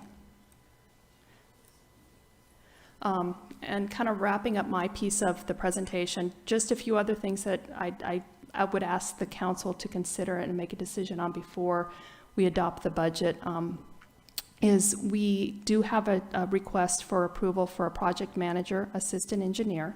This would be funded with some of our grants, particularly our capital project grants. And there is sort of a chicken and an egg here in that in order to get those projects done, we really do need the additional staff resources to get the work done. So it is something that is being recommended. Again, I mentioned this earlier, just keep in the back of your mind the idea of shifting ARPA funds so that we make sure that we use those and spend those. I kind of wanted to mention also that I feel pretty good about where the city stands this year in fiscal year 23-24, excuse me. 24-25 does have some challenges, and I just kind of want to paint a picture so we can start looking out a little farther. If you remember, we've got that $1.3 million increase in our CalPERS pension contributions, and the challenge here is that no matter what we do this year to pay those down, because the actuarials and their calculations are always 2 years behind, we won't see the results of that until 25-26. So we will end up with a year where we end up increasing those funds. Again, I also think that the revenues that we've been able to get from state and federal programs are probably not going to be as readily available. And then just making sure that we can meet some of the increased cost of materials, supplies, and even our labor. And then just the future stormwater resources. I think we need to keep that on the radar as far as something to address. And with that, I'm open for council questions. And obviously, at the end of this process, we're hoping to get your direction on anything you'd like to see added, subtracted, or changed, or even more information. Great. Thank you so much, Tabitha. All right. So I'd like to have the council start with any questions, things that need to be clarified. But before we really go into much discussion or comments or changings, I'd like to take public comment before we do that. So do we have any clarifying questions from the council? Sure. First of all, thank you, staff, for all the grants. You guys, really kudos. So Tabitha, when we met to discuss the budget, we were talking about enterprise funds. Is there a screen that is there anything with, because I do understand, the importance of next year and making sure that we have reserves, and so I'm looking at enterprise funds like 661 through 666. Yeah, so actually this slide probably, and I wasn't going to use this, but I had it, so I'll pull it up. So this slide I show sort of what we're recommending our reserves be. And one of the things that we are recommending is moving from 25% in our general fund stabilization reserve to 30%. Yeah. The other thing that I would propose, and you can see how it's broken down here, is that we, in our water fund and our wastewater fund, that we set our available fund balance at 100% of operating, which gives you some flexibility, and then basically place the rest of the funding into a reserve for capital. And the truth is, almost all the money you're going to spend in your water, wastewater funds above and beyond operating is going to be capital. So you can see sort of the fiscal year 2023 estimated fund balances, shows you where we would be and what would happen. The other thing, this just is sort of just to make sure that we keep in mind the one-time pension payments and then the money that we would place in the 115 trust. And you can see I don't have those as an outgoing. I have those netting out because they'll still be an asset on our books, and they'll still be available for limited use towards our annual pension payments. So is that, Vice Mayor Matthews, kind of what you were looking at? Yeah, I'm sorry, my reading glasses are like wrong prescription. So, and then I think we were talking about the 770, the internal service fund too. Were we talking about like replacing vehicles? Is that something that's in the budget? It is, and Okay. and I did glance over that. I didn't probably spend as much time as I should. So there's $1 million currently set aside for replacing vehicles in the current year. And when you look historically over what we've spent on vehicles over the last 5 years, we have spent as little as nothing replacing vehicles in a single year, 111,000, but our average has been more like 400,000 to 500,000. We're proposing $1 million this year. We are using some of the reserves that have been built up in that fund to pay for those. And then we've also added an additional kind of payment that all of the departments that use vehicles will pay in that adds up to $500,000 so we can start replenishing that replacement fund, and we have funds going forward. So it's another place to sort of make sure that we are planning for the future and making sure that we have the infrastructure and the assets that we need. Yeah, and just to, I guess, remind everybody that, all of these specific funds have to be paid for things that are in these funds, right? So the only thing like extra is general funds. So the enterprise funds have to stay enterprise, yada, yada, yada. Correct? Yeah, that's absolutely, yes. The way they're set up, we could potentially borrow, but we're not recommending it from those funds, but it's not like we can spend wastewater funds on police services. Right. I'm gonna let someone else ask questions. First of all, thank you for taking the time to meet with us one-on-one to go over this. It offered a lot of clarification because this is a lot to absorb, so I appreciate you taking the time. I just have a couple questions. One, and I don't know what slide it was on, but it showed that for 2024 requested, I think it was money in the wastewater treatment plant, and it showed a negative 1.5 million. Do you happen to know what slide that was? And I guess I was just curious about it because I know that we're using primarily grant money to pay for the wastewater treatment plant, and we've, been doing well with that. So I was just wondering if you could explain that once you find what I'm talking about. This is because I can't see because my eyes are old and I can't use my reading glasses don't help me. On the current slide, okay. So yeah, if you go to the far right bottom, you can see the $1.5 million. And we are using $1.5 million of fund balance here. And if you look, you can kind of see part of the reason why the intergovernmental revenue at the top under 2024 is $18 million. So that's the grants we're receiving that we're getting in. We still are spending some money out of pocket, and that's the $22.6 million. It's not, we still have an offset because of the revenues we're bringing in, but it's not quite enough to cover that year. So we are dipping in by $1.5 million, but a greater chunk of it is the vast majority of the capital that we're spending this year is being covered by that. Okay, that makes sense, yes, because we were paying for a little bit of it. Yeah, and you still have, on the last slide, you still have a fund balance of well over $20 million in your wastewater that would essentially be mostly set aside for your additional future capital needs. Okay, and then it was mentioned that we might want to change our council policy from 25 to a 30% reserve. And I was just wondering if that's something that we're doing this evening, or we're waiting until we do the budget to make that decision. If I get direction to do that, we'll go ahead. It is in draft format in your budget document. If we get the direction to do that, we would go ahead and transfer that. It's a policy. It's not actually an expenditure because the money is just moving from unreserved to reserved. But if you give me direction to do that, we'll build it into the process. Okay, so we'll be talking about that tonight. All right, I think that's it for me. Thank you. All right, any other questions from this side of the dais? I'm brand new, so I'm mostly listening and learning. I just got a little bit confused on the TOT. So it shows that we're ahead this year over last year. Could you clarify that? I can. So first of all, if you go back and look out to 2021 and 2022, we're down from those years. And that's not surprising. We've converted hotel rooms and hotels, and we've also had the influx of the Cal Poly. Built into those numbers, we added in the offset that we expect to receive from Cal Poly. They have made assurances that they will make up the difference for the hotel rooms that are being converted to student housing.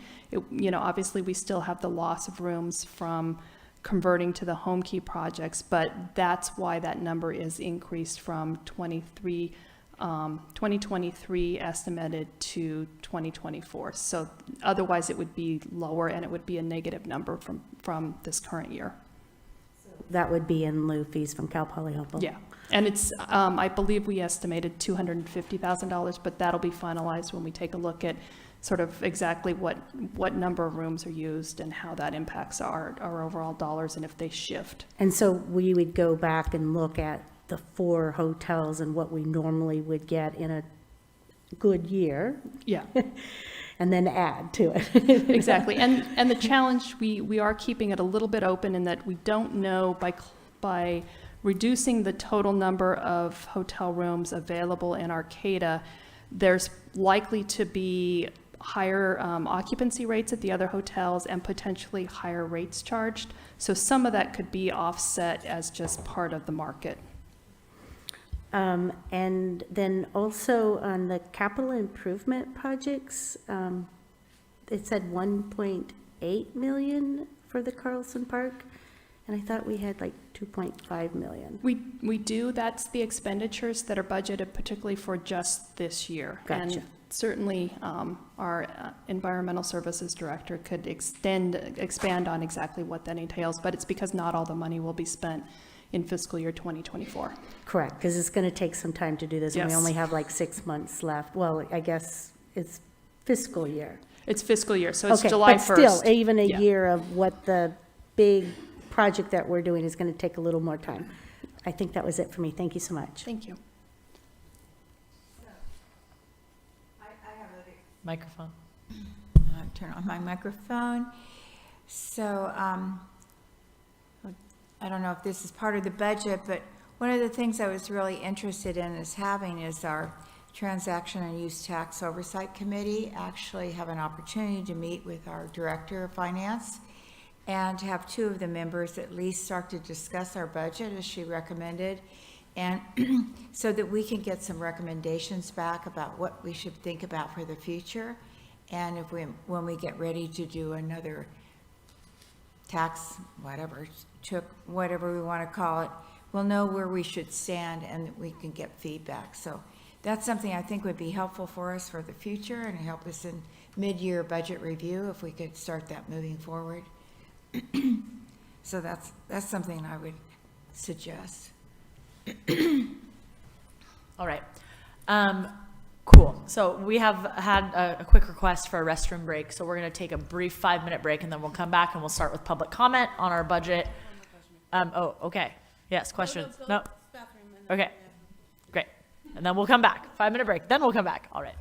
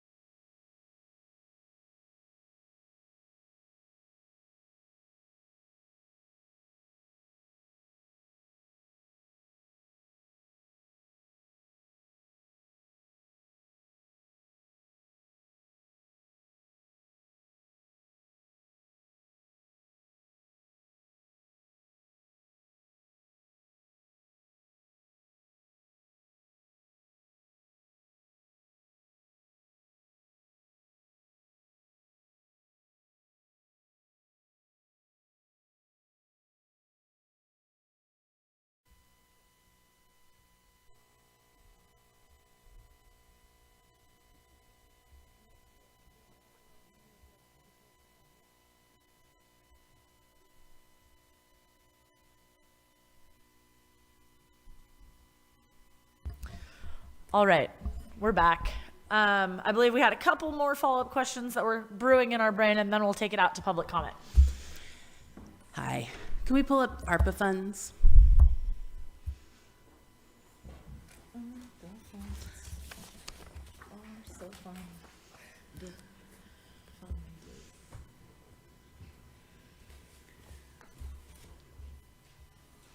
I don't know what page it is on. Mine. Page one, packet page 290. 290? Or 104 of the document. Ay, ay,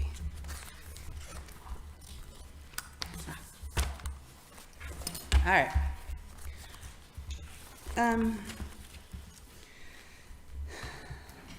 So with this proposed 2024, all this is that's going to fully expend the ARPA funds? Probably not. One of the challenges is that middle column, the fiscal year 22-23 budget, there's a lot of unknowns as far as what we've spent to date. There's a few challenges, and I don't believe that we will have spent the $2.9 million. In fact, I think it's probably going to be quite a bit less. Some of that has already been rolled forward into the 23-24 budget, but there's some things like the missed contract. We don't have any billings on that. We've got quite a few that we're waiting on other entities to bill us so that we know what we've spent. So we will probably have to bring it back at mid-year, but I suspect that there's probably about $500,000 that will come back to you as being sort of not spent that we'll have to reallocate. Do you think there's maybe like $2,000 in there that we can give to Centro de Pueblo for security cameras? Yeah, that's your decision. So Yeah. my Yes, there is understanding $2,000. is that it was 5,000 is what they were looking for? That's for cameras. Right. $5,000 is better. Yeah, and I think kind of, and we can talk about this more, but I don't even remember who said it, but somebody at one point that I talked to said, kind of just, I don't know, the idea of like creating like a rainy day fund that like, a pot of like $15,000 to $20,000 that we as a council can kind of decide to spend on, things like when events like this happen and things come up, $5,000 for security system, or even smaller things like we did the Kinetic Award to be able to pay a local artist to do that, or something like that, to have like a little rainy day money to use for these things that come up throughout the year that we might not expect. I might have brought that valuable. up because Yeah. I would like to call it probably a discretionary fund of some sort, that we would have so much money in it that we could use in special instances when we might need it, if the council agrees as a whole. Yeah, I like that. We just have to have the caveat that we have to expend it by the end of 2024, because that's when the money. Yeah, if you're going to use ARPA funds, but we can also, this is your budget, so if you tell us whatever dollar value you say you want to add into the council budget so that you have some of that flexibility for unknowns, emergencies, just, programs that come up through the year, we can certainly add that to the budget when it comes back to you on the 21st. And all I would need is, at least 3 of you to nod and agree to the amount, and we can take care of that. And then what I would suggest is that we can bring it back on consent calendar when you want to actually use those funds, so that you have a second chance as a council to just make sure that you're in agreement, at least as a majority, on how you spend those funds through the year. And are the ARPA funds, is that the appropriate place to allocate those funds, or? You could. Okay, then I'd say. And the only caveat, and we probably wouldn't run into this, but we'd want to be careful if there was anything, there aren't too many limitations on the ARPA funds, but we'd want to make sure we didn't hit any of those, but we'd check those before you spend them. So, of course, I'm always try to be, I don't know why, conservative about it, but, you mentioned 20,000. I was thinking 15, it went 5, 15, so somewhere we should come up with an amount so that we could give it to her tonight, that we could have an agreement on. Yeah, 15 sounds reasonable to me. Yeah, 15 sounds super reasonable. And I was just going to ask too, just question-wise, where does that figure? Why is 20,000 the recommendation for the film commission? Just because comparing to what we had, I think, previously talked about, I don't know, why that much? Again, that's completely discretionary number for the council. The number came as we were looking at how you were choosing to allocate into buckets, and you had monies allocated into economic development. And so given that they are working on a fairly major motion picture that should be coming and doing filming in Arcata this next fiscal year, in terms of actually, I mean, we will likely make back that money plus much more with that filming that'll be happening here. So of all the things that are coming out of the pandemic around economic development, that is one that's actively working on things that would bring money here. And so that's the only reason we moved it into that pot. And in the past years, I remember that we used to give them an allocation of $5,000. And so, they're probably a really interesting way for us to have money that revolves around the entire county and cities when you have a film or any kind of advertising that's done, like car ads, et cetera, that happen. And I just do want to make sure the whole council knows there still is that. It's not quite 5,000, but it's like 4,800 that is still in your budget towards them as well. So that is sort of their ongoing allocation. And yes, the county puts in a lot. I think Eureka is putting in 40,000 this year to the Film Commission, and the county does a little more than that. So I just want to bring up today when I was at HTA that they were talking about the ARPA funds, the clawback, et cetera, and that they have figured out some ways to move things around. So you may want to have a chance to talk to their finance officer and figure out what she figured that they could do to make sure they wouldn't lose it because of where they would put it and how they were going to organize it. And she talked about, but I don't know where it went or how it was going to be handled exactly. But so if you wouldn't mind doing that, thank you. But for now, I think we're all good on a $15,000 discretionary. Yeah, that sounds good. And then, you know, here's our first discretionary thing. And then I know city manager's been in contact with some folks from Central Del Pueblo. So that is an ask that can come out of that money, whether it's 5,000 or whatever that ballpark for that security system is running. You know, that's a good use of that discretionary fund. And also I see nods. So Do we need a that's motion for consensus. this, or we're just nodding and we're good? We're not going to adopt it until. Gotcha. Yeah, Okay. exactly. So the Consensus is another good.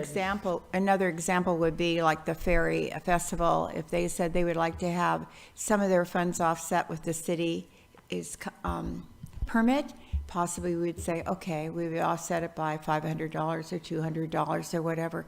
So we have those kind of opportunities. Do we have like a special permitting rate for things like that for nonprofit groups or for community groups that put on events like that? Yes, good evening, Mayor, council members. We have a 20% discounted permit rate for nonprofits. And then we also have had grants in the past, like the COVID outdoor grants, that has supported having community events. Those are other grants that we could go after in the future as well. But those have been some of the funding supports for nonprofit events, which I know provide a great benefit to the community. That was the question I wanted to bring up about permitting, as I do support when we can offsetting those since we do have the extra money this year. But I was also just want to bring up, and I don't know how you will determine this, but I feel like it needs to be done in an equitable way, just like how we have the Arts Council now, so that we make sure that our, you know, the art is equitable. And I feel the same way about, you know, the event money.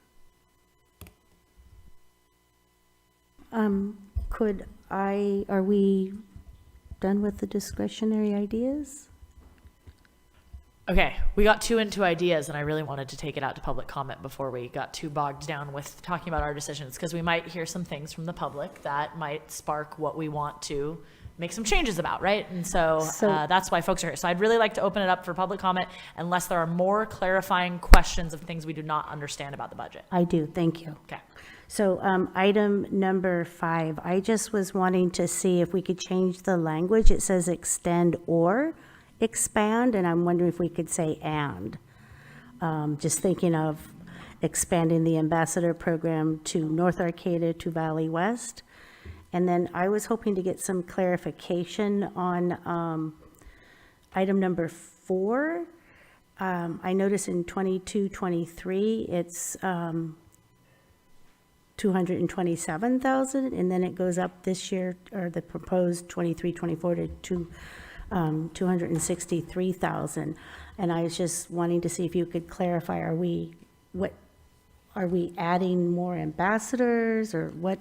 So the reason for that, actually, that's a great question. The reason. I'm sorry, missed. Number 4 is for missed. So I'm going to start with community ambassador, and then I'll go back to the missed. So the community ambassador program, the reason that the proposed budget is a little bit higher than half of it is because we have some funds that we won't expend the full $135,000 that was budgeted this year.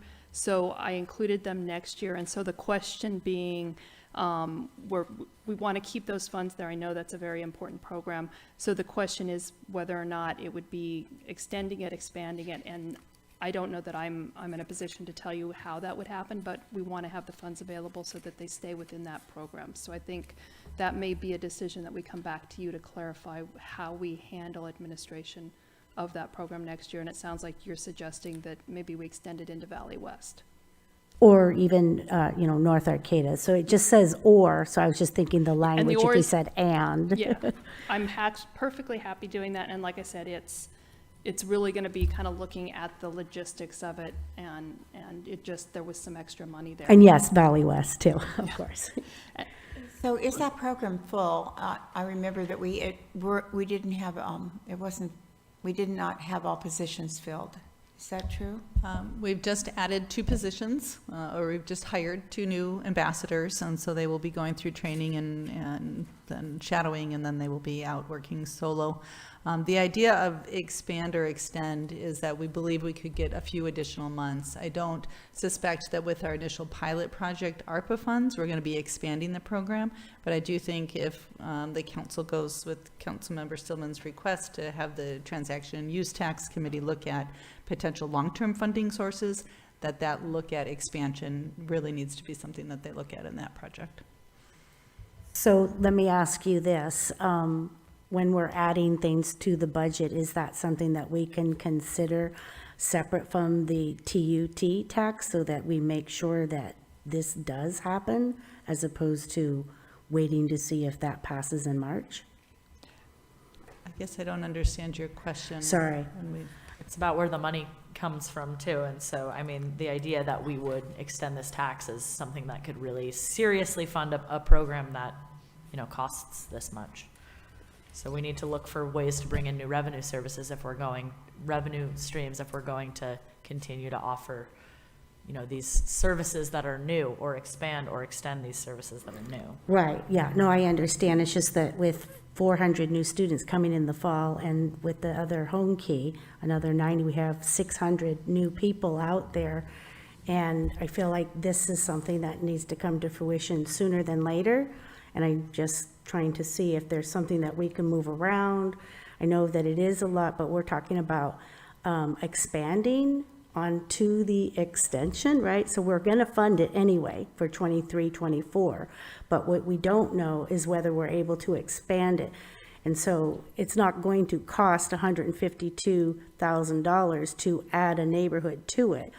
And I'm wondering if we might, well, I mean, we'll take anything out there. So I'm just hoping that we can consider, because with all of the new residents out there, today there were 6 APD officers.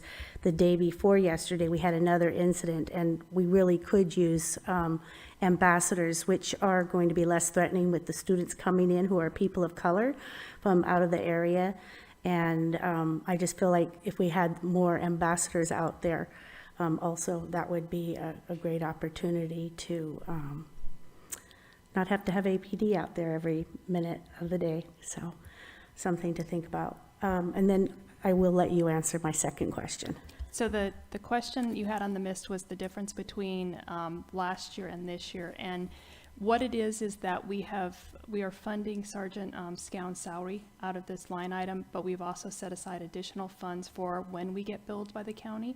Again, one of the challenges is because we have not been billed, I don't know what we've spent this year, and I don't necessarily know exactly what we're going to spend next year, but because we do have a total of $570,000 originally allocated, it's kind of a guess, and it may be something that we come back to at mid-year and adjust just because it's a guess.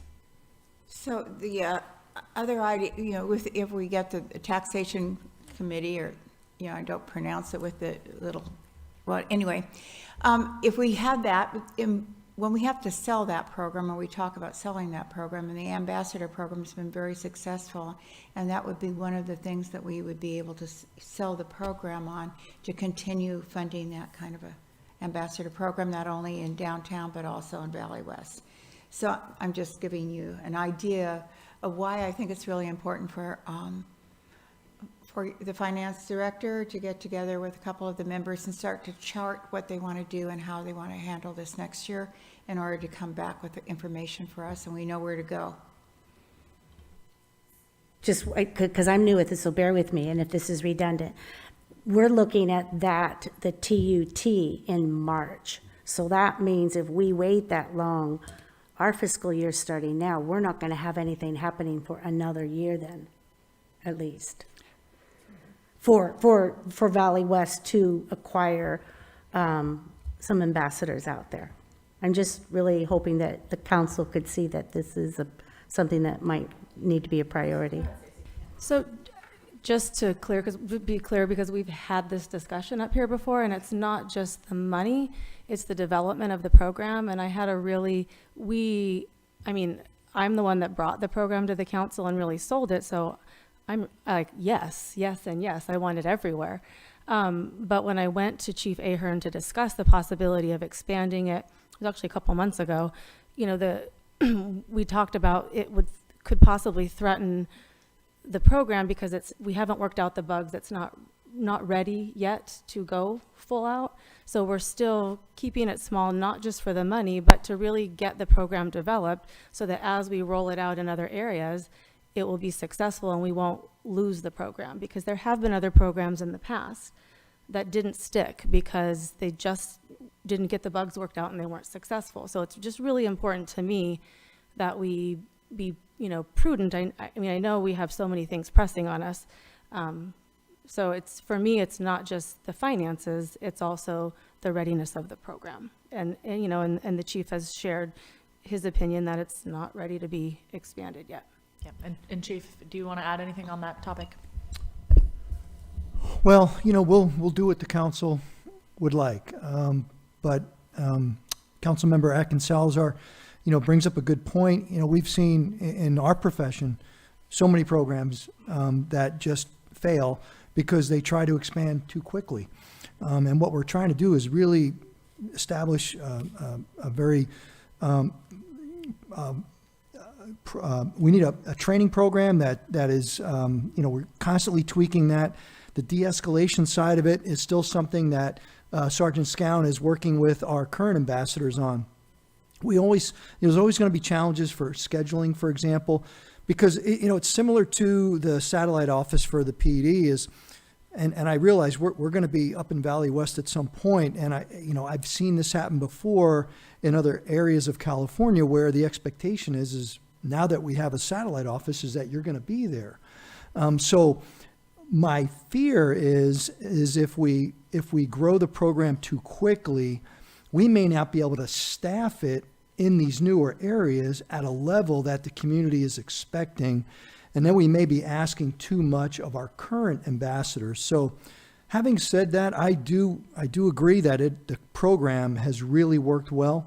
There's really a lowering of the temperature on the streets of Arcata, and I attribute that to two things, is all of the sheltering options that you have stood up for our homeless individuals and because of the community ambassadors. So I think the program is definitely working, and I do see the need to expand it into Valley West.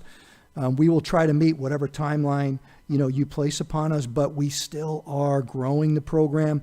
To the city manager's point, we just hired on 2 people for the vacancies that we had. So I'd like to see how they develop through the training program, and if it's something that they even continue to work with us on. But certainly doable. I just think trying to figure out the best time to do it is our biggest question. That makes sense to me. Thank you for the clarification. And I did notice in the priority goals that we have prioritized trying to get our dedicated Valley West officer out there, possibly another one. So, yeah, so we got our bases covered.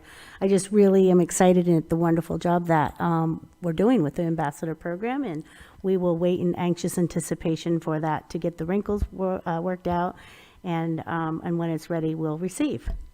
Yeah, and I think that is in its own separate agenda item to kind of discuss that program and how it's developing and get feedback from, the folks that are on the ground. I know we had that a couple months ago, but it was still very fresh at that point. And once, we're able to dig into it a bit more, separate from the budget piece. So I would like to support what has been said, because I've experienced other programs that we've had on the plaza that didn't succeed. And for one reason or another, it escalated, and everybody just quit. And so we don't want to be in a situation like that. And this has been slowly working, and we need to establish it that way and not have what we've had in the past. Okay, these lovely people are waiting in line, and I'd like to open it up for public comment, and I think they're going to give us some good food for thought. So again, these are comments that relate to the budget, so make them relate to the budget. Okay. 3 minutes. The floor is yours. To the budget, obviously. Yeah, so I'm Mashika Anawak, and I don't know what brought me here, but ultimately my goal is to create some clarification for the community, So we're just asking for safety and why are these people pestering us, that's a plain and simple question, And so these community ambassadors, are they police force, or are they a different community ambassador? Are they the Equity Arcata or Equity Community Arcata ambassador that is listed on your part-time job duties right now? It's the folks in the green vests. What is the folks in the green vest? Okay, so that's not the Equity Arcata, right? But again, this is your time to talk, so we're not going to do it really back and forth. It's okay. It's not question time. I'm down for ping go pong. ahead. It's all good. No, I'm down for ping pong. I was going to say that, so ultimately, my name's Elias, and I'm a student with the Cal Poly. I started here in 2016, and I wasn't there at the party when Josiah Lawson died, but, we're still missing him, and this is a reflection of that, I feel. So, Equity Arcata. What's that part-time duty? What's that part-time job, Plasukamati.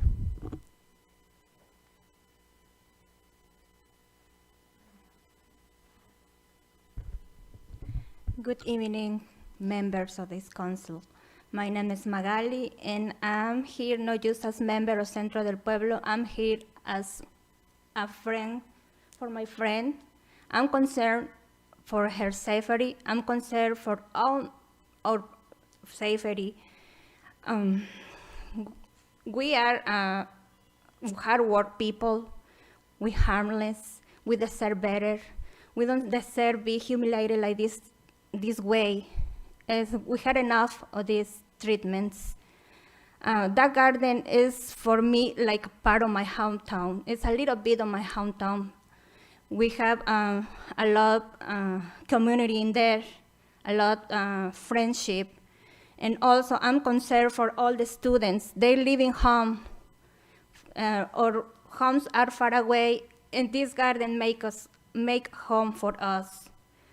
So, please help us to stop this crime. And we don't nothing what they put. The graffiti says we're not that kind of people. We are hardworking people. Sorry, I'm nervous. We have the line time and the names of all the crimes. Yeah, so I just want to name some of the occurrences that have happened, just so, for you to consider where the money is going and what it's going towards, because we don't want to, have anything to do with this. It started in 2022. July 21st, America USA was vandalized on our sign. A month later, our corn was cut. And if you don't know about corn and our people, please do a little research. That is who we are. That's how we're here. Again, in October, the corn was vandalized once more. October 25th, we had a ton of garbage dumped at the entrance of the garden. February 26th, again, the sign was vandalized with graffiti. They changed the lock of the garden gate. The kiosk was vandalized and completely thrown to the ground. This is some of the samples were being treated, and I just want demand at least a safer, better cameras and alarm system for us. And also, I want to invite you to come to garden and help us to clean this mess. Thank you. On Saturday? Wednesday. Wednesday and Saturday. Wednesday So and Wednesday from Saturday. 3 to 6 and Saturday from 10 to 12. Okay. This Wednesday. Okay. This Wednesday, 3 to 5. Okay, thank you.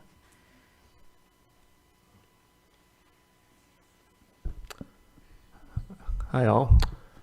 I wanted to start first by saying, Meredith, thank you for bringing that up. It is good to see this being addressed. And I also have to say, in all honesty, that it is deeply concerning that it has had to come to this point to be addressed. This has been happening since July of last year. You just heard a list of all the things that have been happening over and over for the last nearly a year now. I was here at the last city council meeting saying, hey, this has already happened 8 times. And I saw many sad nods and, oh yes, that's too bad. And since then, we've had at least 2 more occurrences. So I thank you for the action you have taken now. But I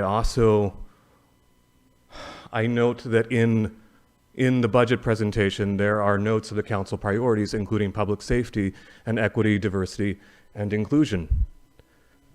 A wiser man than me, Senator Portantino, State Senator Portantino, once wrote to the governor this year, actually, that a budget is a moral document. It is not just numbers. It is a moral document that is a promise to your constituents, the priorities that you are taking to keep them healthy, to keep them well, to keep them safe. So again, I thank you for the action taken now, finally, but I also implore each and every one of you that it does not end now. This has to be a continuing, ongoing effort to address an ongoing crisis in our community. That, as has been noted here before, it affects not just everyone here, including my friend Brenda, who lives right there, but also every BIPOC student that we are bringing into our community, and many of who I talked with as I was an instructor at HSU, sorry, Cal Poly now, my bad. They couldn't wait to leave this town. They were counting the days. We have to do something about that. I would also encourage all of you, in addition to all the other actions that Centro has already requested here, the city of Arcata is entirely within your power to form a task force. You have formed in the past to address crises. This is a crisis. So please take that action. Thank you. Thank you. Good evening. A question that I've asked, probably this is about 3rd time, directed towards finance and the budget, is back in October, Kimberly wasn't on the council at that time, but you approved of phase 1 of the wastewater treatment plant. I believe it was $52 million. You had a little bit in case they came back and needed a few more million. So I think it was just a little bit under 54 million that was approved by you. And I brought this up a number of times, and our financial director then, it's 2 different times, has said it's now $62 million.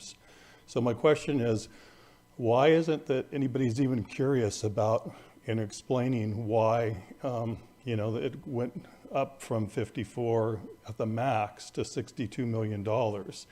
And I don't know whether this is a government thing that nobody really is too concerned about it, because if you're in the private sector, you'd have to have an answer to this. And, I'm just surprised that, of all the millions of dollars, nobody has an answer. I've asked this, and basically it's like, you asked a lot of questions, don't worry, this is a grant, it's 90% of it's paid by a grant. And I'll remind you that the federal government is the one that sends us the money for these grants, and it's $33 trillion deficit that we just about defaulted on like a week ago. So it's, we're all citizens of the US. We should be asking, where did this money go? What is the reasons why that it exceeded your authorization back in October? So you need to be asking that question. You need to explain to the public too that because of 90% of it is being paid by a grant, and you collected from the taxpayers for increase in water and sewage, you told them to pay for this phase 1. And the grant is paid for 90% of it, and you're using $5 million of it now to pay for the pension fund. I'm sure the majority of the people out here don't know that you're using $5 million to pay for the pension fund. And I think what happens when you get into leadership, obviously your salary's in the 6 figures. So it's, no, I'm not talking about you. I'm talking about, you think I'm talking about you guys? No, I'm on your side about that. I'm addressing this table over here. Everyone's a 6-figure. But so it's people are basically, living paycheck to paycheck with their rent, for their utilities. So it's like you really need to explain to these folks out in the general Arcata why you're increasing their rates and you're using it for your pension.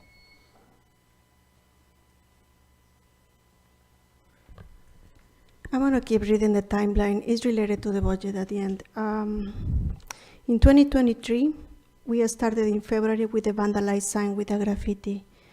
And then in April 12th, the new cameras and light motions were stolen.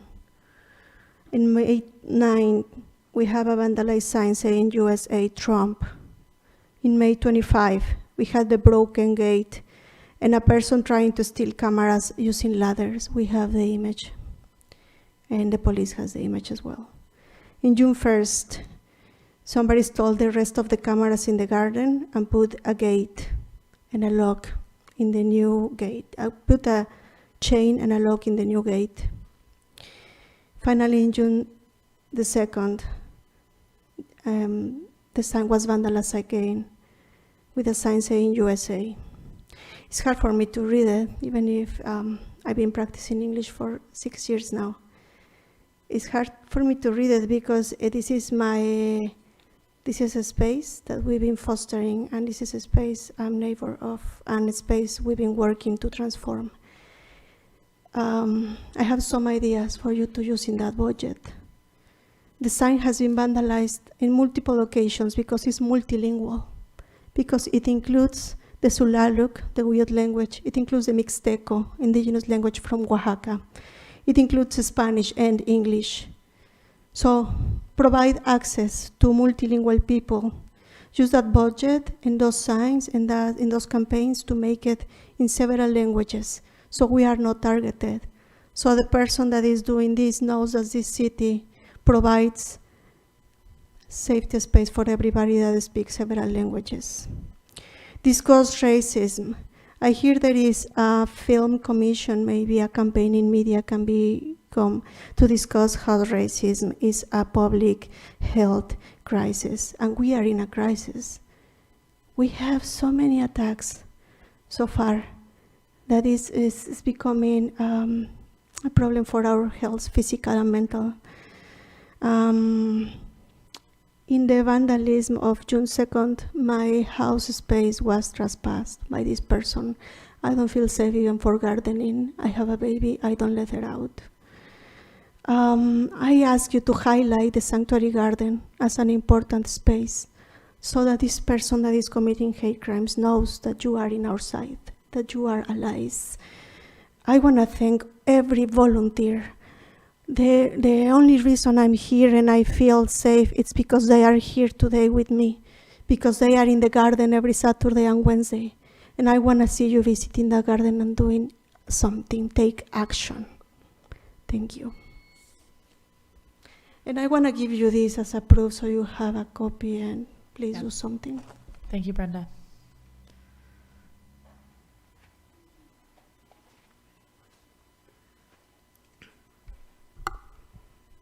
Hola, hi, my name is Angela Verdín. I'm a member of the community. I also am a volunteer at El Centro del Pueblo, and I am a student at Cal Poly Humboldt.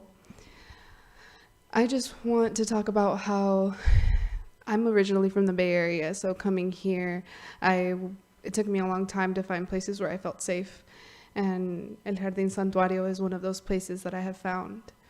To see that it has been vandalized, it breaks my heart. It really makes me question because of some of the statements that we've made today. These people are hardworking. These people are harmless. They don't bring any hatred into the community, and for them to receive that is very confusing for me. And so if we're talking about budget, one of the things that I wanted to bring up, thank you. I heard some of your comments talking about how you want to reinstall some of the surveillance and maybe separate some part of the budget out for us to be able to strengthen that and find different ways that we can have alarm systems set up and cameras, replace the ones that were vandalized or that were taken down. One of the other things that I think I heard one of our compañeros, one of our friends, speak about is some sort of strengthening or creating a sort of system that is a part of the community. In our country, we deal with a lot of issues when it comes to police, and so I feel like having more of that may not necessarily be what we're looking for, but when problems arise in our community, it's time for our community to come together, to strengthen, to find ways that we can help each other. And so maybe creating positions that allow for that to be available, creating positions that help the community come together and find ways to be able to help each other, one another, whether that's a neighborhood watch, whether that's someone who is organizing that sort of thing, whether that is us looking for ways that the community can help each other with this problem. I feel like that would be something that would be really helpful. We need to be able to trust each other and come together and help each other, and us being able to do that and strengthen numbers is how we're going to be able to get through this. So thank you so much for your time. I appreciate it a lot, and I hope that you put into consideration ways and brainstorm ways that we can continue to help each other, because it's not just about us. There was a place down the street of the garden that got vandalized not that long ago, maybe less than a week ago as well. So we're not the only ones that are, receiving this sort of behavior. And so helping the community as a whole will be super, super, super helpful. Thank you so much for your time. Thank you. Hello, it's me again, Kate B. I've been living here for 13 years. I graduated from Cal Poly 10 years ago. I almost moved away, but I thought, I really love this place. I studied ecological restoration, botany, and watershed management, but I'm a full-time artist. And like they've said, the garden has kind of helped me come out of my home. It's like my second place.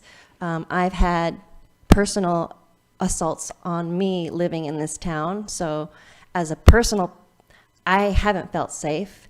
And so being at the garden with other people of color has helped me feel a sense of belonging. I know someone brought up the diversity, equity, and inclusion position.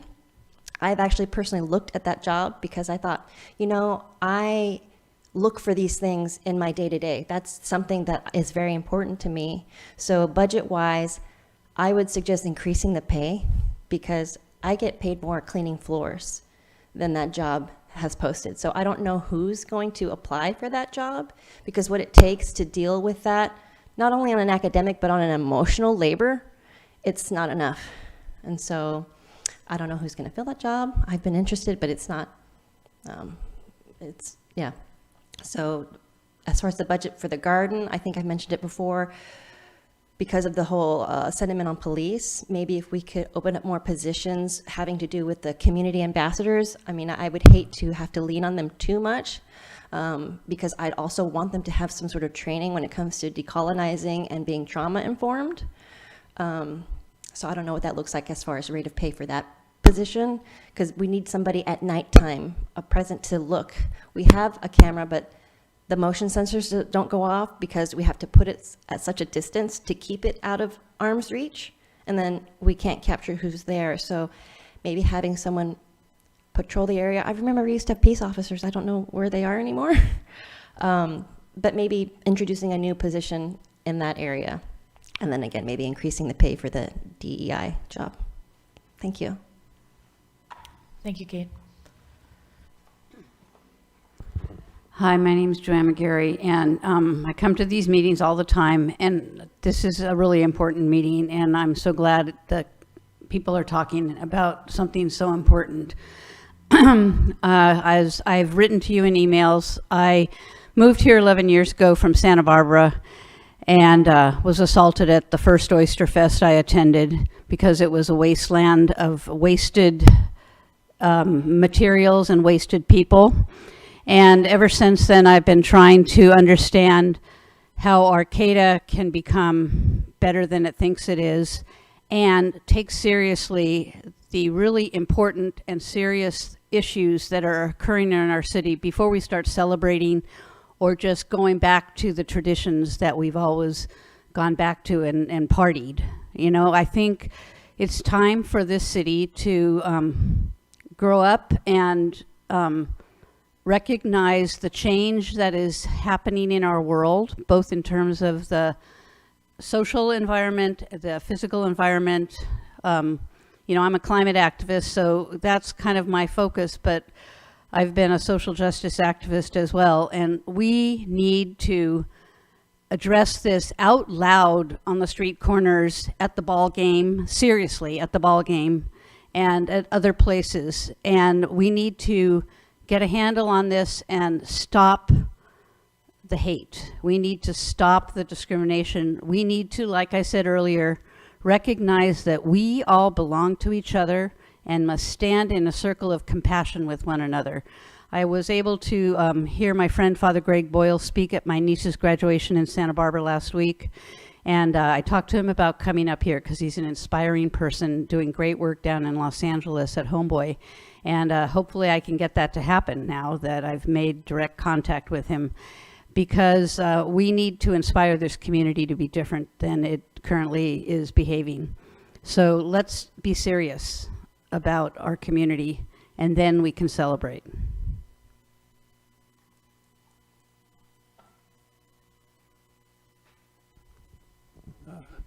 There we go. Hello again.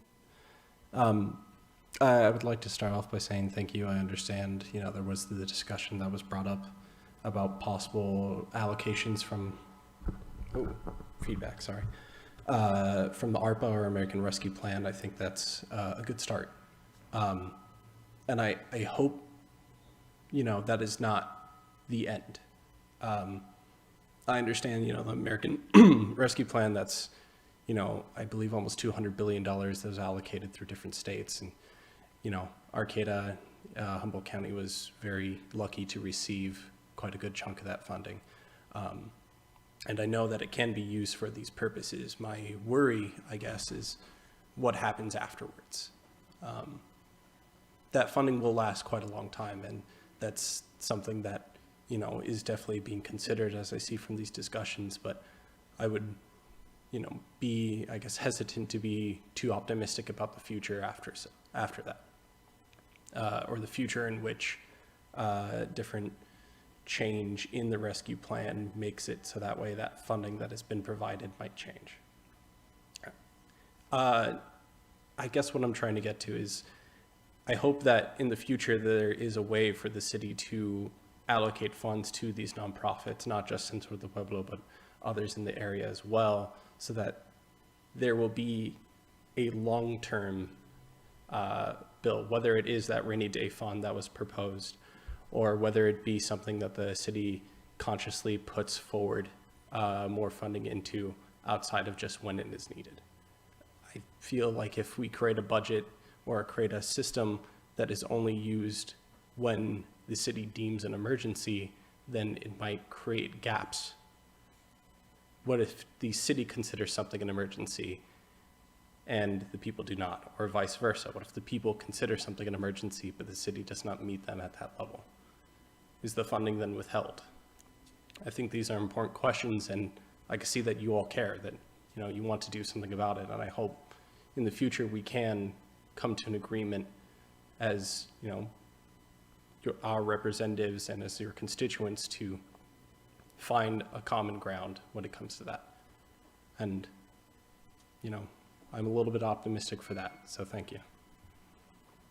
Thank you. All right.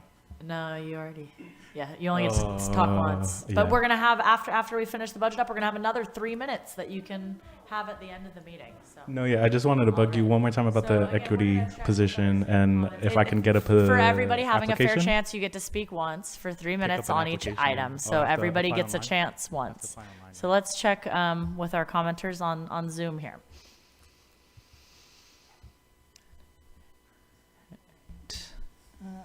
Speaker is on. All right, Jane, we're going to go back to you first. Go ahead and unmute.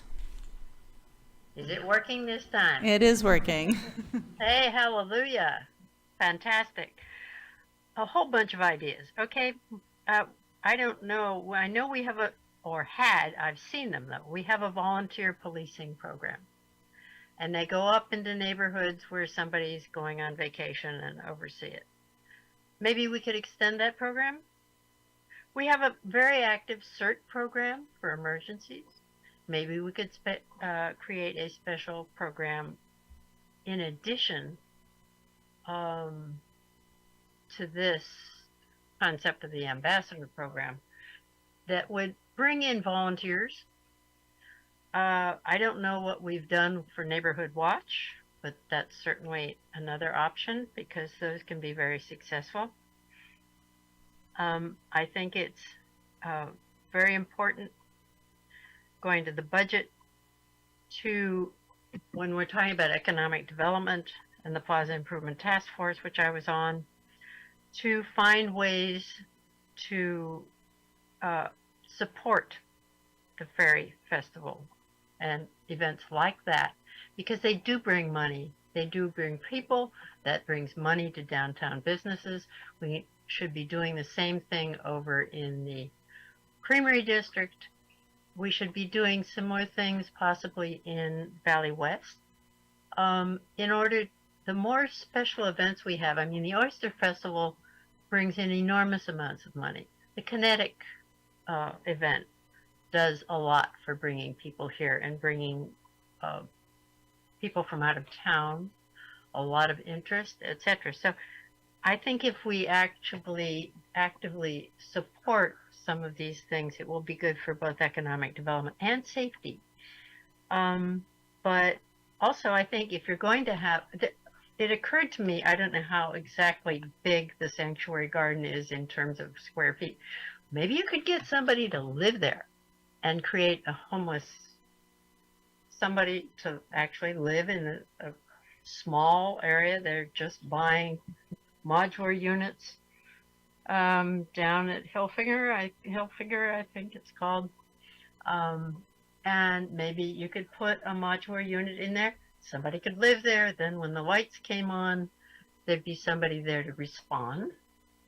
The motion sensor lights I'm talking about. Because the point, my initial reaction was, well, just place them high enough that somebody can't get at them. Maybe you can get permission to place them on buildings across the street from the people that own those properties.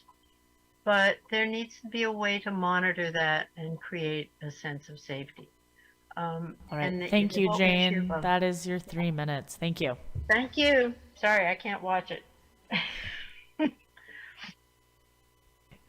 we have any more comments on Zoom? I had one, but he lowered his hand.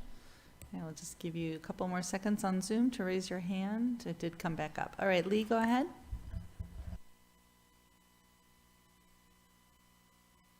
I was just wondering, I heard that there were 2 new positions filled of the ambassador program, and I was wondering if they quit, or I'm just wondering if we need to offer benefits in a full-time position or full-time positions to people that work in that program to keep good workers doing the great work they do. And I also just want to say I empathize a lot with the people that have been speaking tonight, and I hope that we do something as a city to help out. Thank you. Thank you. All right. Any more comments on Zoom?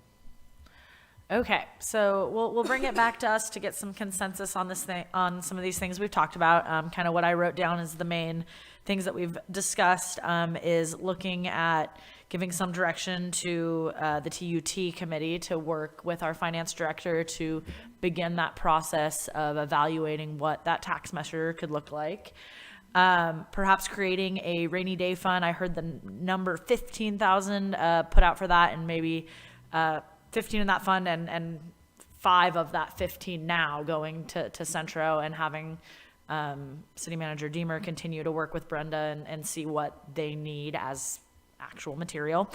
And then I wrote down offsetting permitting for local events too. And so I don't know, I know Stacy, you touched a bit on maybe like thinking about creating a framework for that, and we can maybe direct our city manager to create a equitable framework for how we can provide lower rate permitting to those events. So those were the 3 things I wrote down that I heard us kind of begin to consensus and agree on. I think we also wanted to add increasing the reserves 25% to 30%, if I remember correctly. And increasing reserves from 25 to 30%. Yes. This may not be the time, so I'm happy to ask later, but if we had other budget considerations or a question with this. So I noticed on the priority goals that last time we had better lighting that had been identified in Valley West, and it's not on there now. I think that we agreed during goal setting that we had to be like super targeted with what we were going to do this year, because I'll let Tabitha answer, but.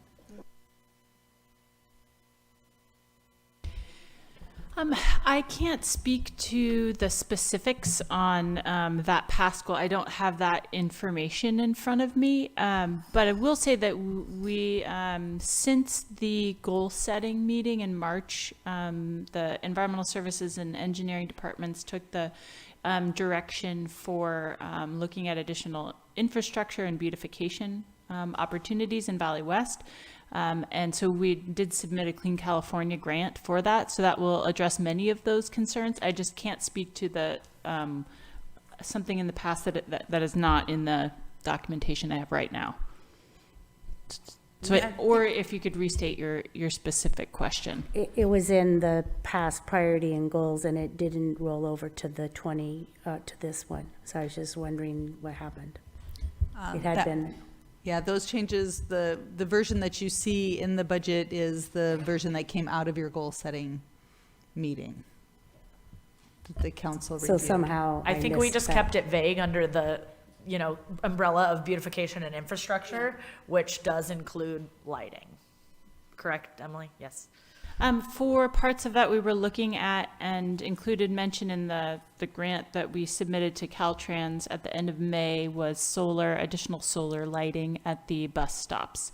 So, thank you, Mayor Schaefer, for bringing up that in the goals, it was looking at those bigger picture items. And I think at the staff level, we've tried to address those in some opportunities so far.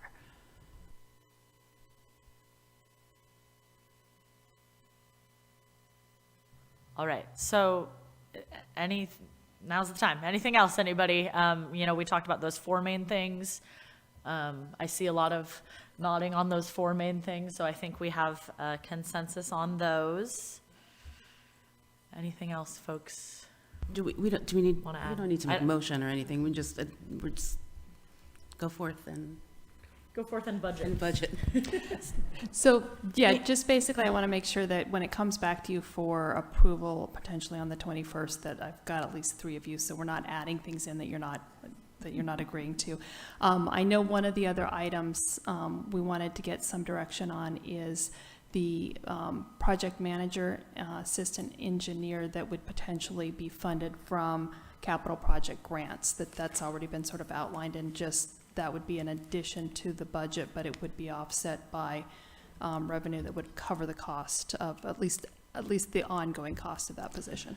I see Netra nodding. He likes that. Yes, So. he does. We did not add it initially in your budget when we were putting it together because we hadn't received confirmation on all of the grants. And in fact, it would probably be a mid-year add just to make sure that things are coming through.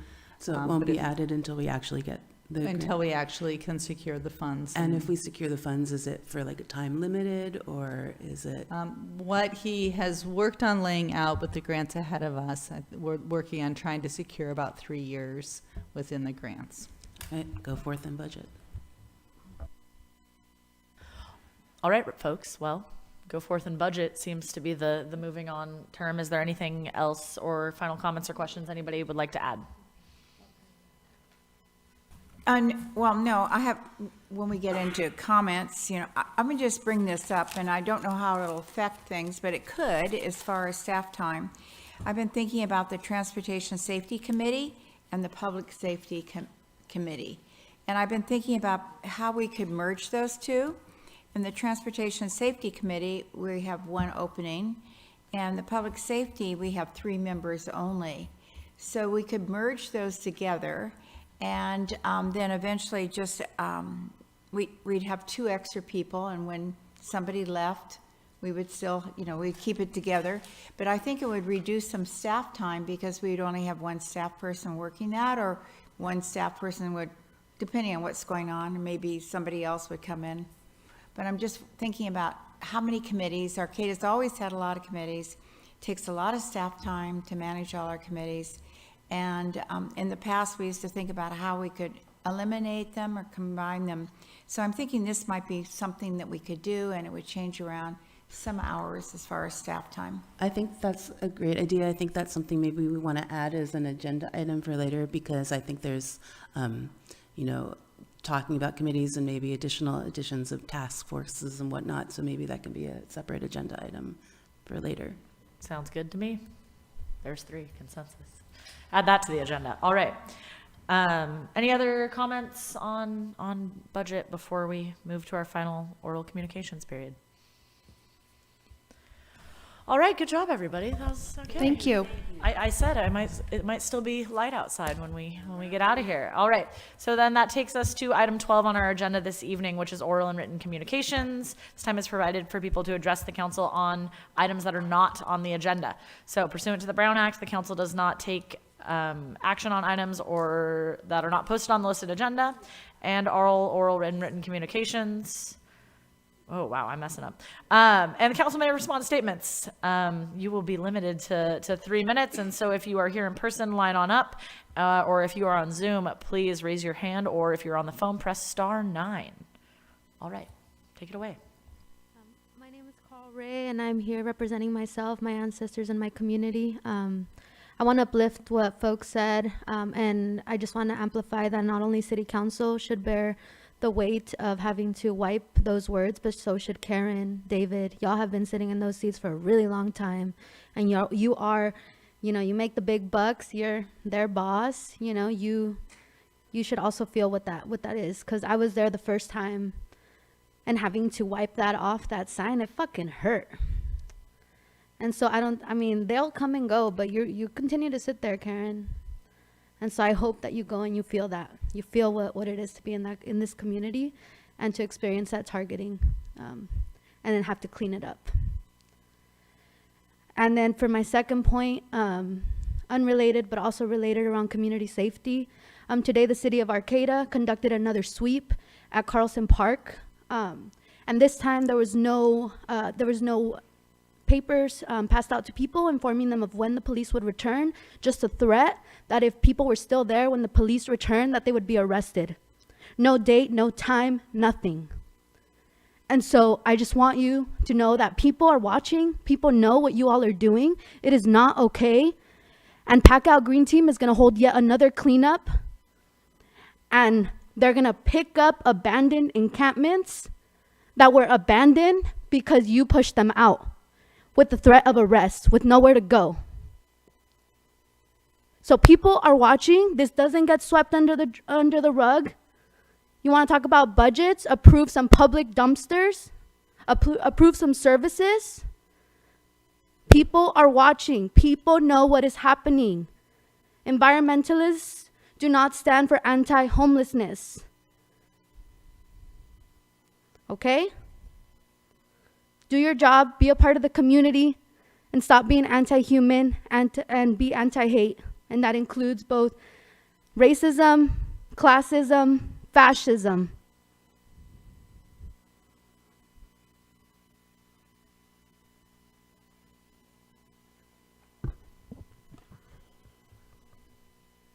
The UN was busy today with it was the World Ocean Day. They had quite a few talks going on. I wanted to tie it to what we're doing here in the city of Arcata. Basically, I guess the closest thing was our stormwater pollution prevention plan, which I have addressed from the standpoint in the past that we didn't have a street cleaner. So for the last 5 years, not too often with the streets being cleaned. And unfortunately, all during that time, largest amount of trash, whenever it rained, it's getting washed down the storm drains. That goes into our oceans. So I believe I might have missed the night, but maybe you did approve that street cleaner, which is good. But the other thing I wanted to bring up is that there's hundreds of, right now on the streets, hundreds of cigarette butts that are outside of businesses. A lot of them are outside bars and smoke shops. And so I'm not saying that the ambassador program should have the responsibility of cleaning it up, but it's definitely something that's being missed. And last night was supposed to be a 50% chance of rain.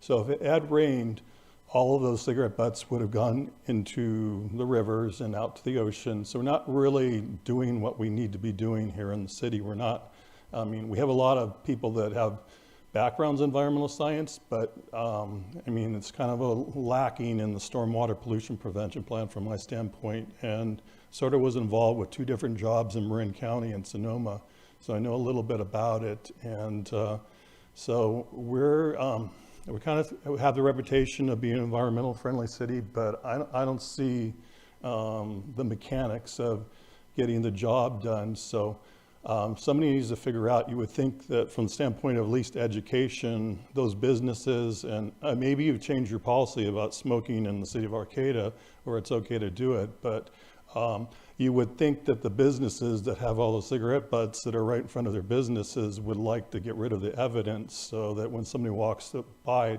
they just can't see that we have a lot of smokers that are obviously, unless you change the laws here in town, are freely smoking on the sidewalks of downtown Arcata.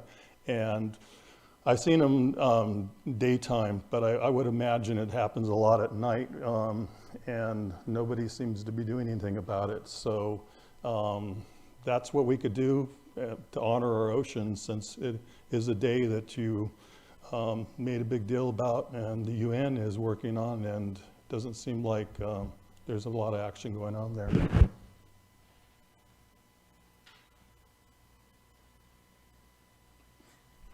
Hello, I have no voice, so I'll be quick. But I just want to thank the community members of all generations that came to the Ferry Festival this last weekend. We think we might have had about 6,500 or so, but there was a pretty good number and it was pretty great. There were a lot of tired, tiny people afterward, but it was great. And I just want to really give a shout out to the community ambassadors who I think do a rock star job. They're pretty fantastic and are always there ahead of things and around things and trying to help get things ready for what's coming next downtown when I've seen them. Also, what else was there? I have really loved the evolution of that outdoor events grant program. And this, I know I missed the budgeting time. I was at the library tonight, but just anyways that things can look forward into the future with some of those elements is pretty cool. That is really innovative and interesting how that came together, and yay, more of that, I hope. And also, the summer reading program is starting at all the libraries, so everyone should sign up for summer reading, all ages, everybody. And yeah, thanks so much to the Central del Pueblo folks that came out today too, and anyone who can go volunteer at the gardens, be a part of all the wonderful cleanups and participate in the community. All those people who came to Fairy Festival are all awesome people, and they should all go and help out at all these things because they should wear their wings and make it happen. Thank you. Thanks. And thank you, Shoshana. It was wonderful too. It was on my birthday and I got to finish my birthday dinner with a beautiful fire show and music on the plaza. So it was really fun. And one of our community ambassadors is in that fire show and they rocked it. Hi, I just want to say I was gone for a week to where I used to live down in Santa Barbara. I'm now not driving a car for the summer. I'm going to try and get places without a car, and I'm finding the challenges already.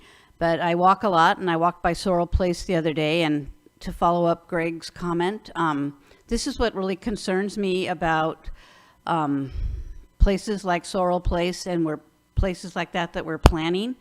You walk on the sidewalk there, and it is just littered with butts, cigarette butts or whatever people are smoking. It's a total mess. And if we're going to house a lot of people in high density areas, we've got to manage it a whole lot better. And this town is getting really shabby. It's getting really shabby, and in so many ways. And I love fairy festivals. I love parties, but let's do the work, and then we have a reason to celebrate. It's just really concerning me that we're just kind of letting things slide. And then we're the unhoused issue. It's absolutely discouraging to me that our small town cannot get a handle on helping people who need help, and they're just languishing literally on the sidewalks. A lot of money is being spent, and it's really interesting that there's been found to extend this safe parking program, but there are people just literally lying flat on the sidewalks in downtown Arcata and probably up in Valley West too. And this has got to change really soon, really soon. All right, do we have any comments on Zoom this evening? First caller is Jane. Go ahead, Jane. Hi again. I want to second the comment she made about homelessness. I think it needs to be a priority, and we need to have a policy about how to address it that will solve the problem to the extent we can. I know we've done a lot in terms of the Home Key project, but it's not enough. So we need effective solutions, and some of this extra money we have, we ought to look at how to use it in that area. I also want to comment about K Street. I didn't see anything. The Planning Commission recommended that the safety issues there be addressed by realigning it, eliminating some parking areas, and basically putting in either stop signs, or I know it was mentioned that there would be one of those lighted crosswalks. One of the commissioners said he'd practically been run over 3 times, he or his family, trying to cross the sidewalk there. So I think that's a priority. We need to get about the business of fixing K Street in the budget, and we also need to do that right away, because that's where we have we need traffic calming there with bulb outs, whatever it takes, restriping, making it very obvious. I mean, we can try to send people on bikes over to L Street because there they can go safely. So thank you very much. Good luck with all this. We have a lot of things we need to do. And safety is a priority, and I don't think the Transportation Committee should be joined with public safety because they're totally separate issues. One involves the police department, one involves transportation. So thank you very much. Have a nice evening. Thank you, Jane. Do we have any other comments on Zoom? We do. Jim, go ahead. All right, just following up with a quick comment, following up with Jane, and it would be nice to see some, I think, really low budget improvements to K Street that would lend itself to, solving some safety problems there. Stop signs, sounds like they're talking about a flashing light at A Street, and elimination of at least partial or all parking on one side to allow for a full bike lane in addition to the sidewalk space. And since we're talking about budget, really kind of a non-commitment to budget, but a commitment toward the future would be deciding to designate the L Street corridor to be a linear park and to say, if you have to excuse my dog, he's pushing his dog food bowl around the background, but committing that to be a linear park and saving those open spaces. It wouldn't cost anything, but it would be a placeholder in the future. And I hope you consider that. We're up to about 750 petitioners right now, and that continues to go on. And there is a lot of support for a linear park. And I would think you'd support the second round of the transportation safety with the general plan. Once again, saying that L Street should be a linear park and you should abandon the couplet. And thank you for everything you're doing. And I appreciate all the speakers tonight as far as talking for the sanctuary garden. It's really troubling. It's amazing it's happening so close to the police department, and I hope you do get some solutions there too. Thank you. Thank you, Jim. All right, any other Zoom comments? No more public comment. All right, well then that will take us to council and staff updates. Are there any staff updates this evening? We've got all of them here. So Yeah. if there's any updates you want. All right, well then we'll start, I think I started at that end last time, so we'll start at this end this time and just go down the dais. So Stacy, if you'd like to start with any updates. Sure. I mean, we talked a lot about Oyster Fest tonight, so everyone does know about that. That was my main update. And then also I wish that Gregory was still here because I wanted to just share. I did do an update on my walk along with the ambassadors, but I'll say it again. When I did that, because I was working with them, picked up a lot of cigarette butts. That's what they do every single shift. That's part of what goes into those trash cans. So I'm not saying that there aren't still tons out there, but it's not that people are not picking them up because that is part of their job every shift.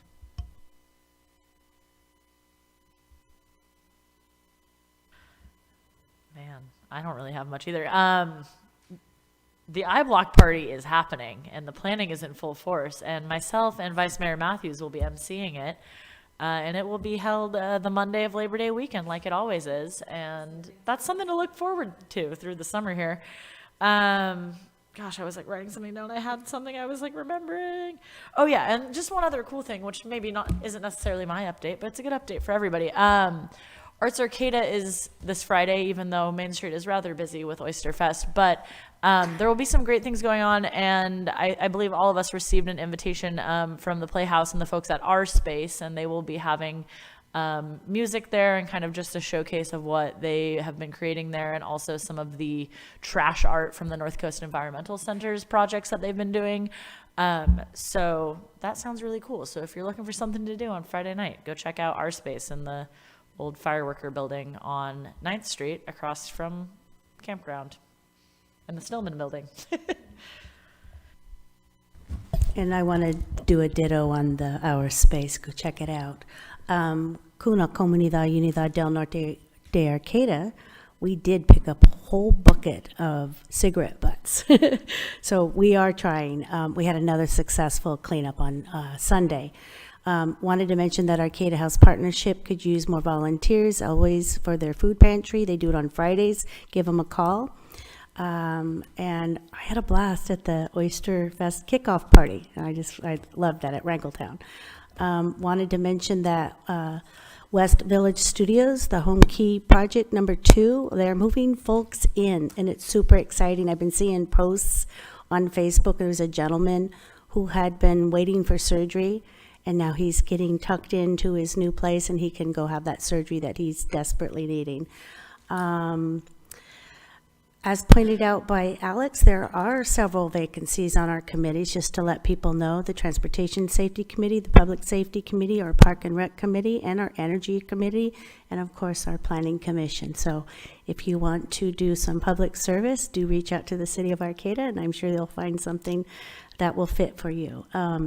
Anyone who wants to learn more about participatory budgeting, as you know, CUNA was the first to bring participatory budgeting to Humboldt County, and it's when you allow the residents or the community to make decisions on how public money is spent. And our city council has been very gracious in allocating $25,000 to North Arcata Valley West community.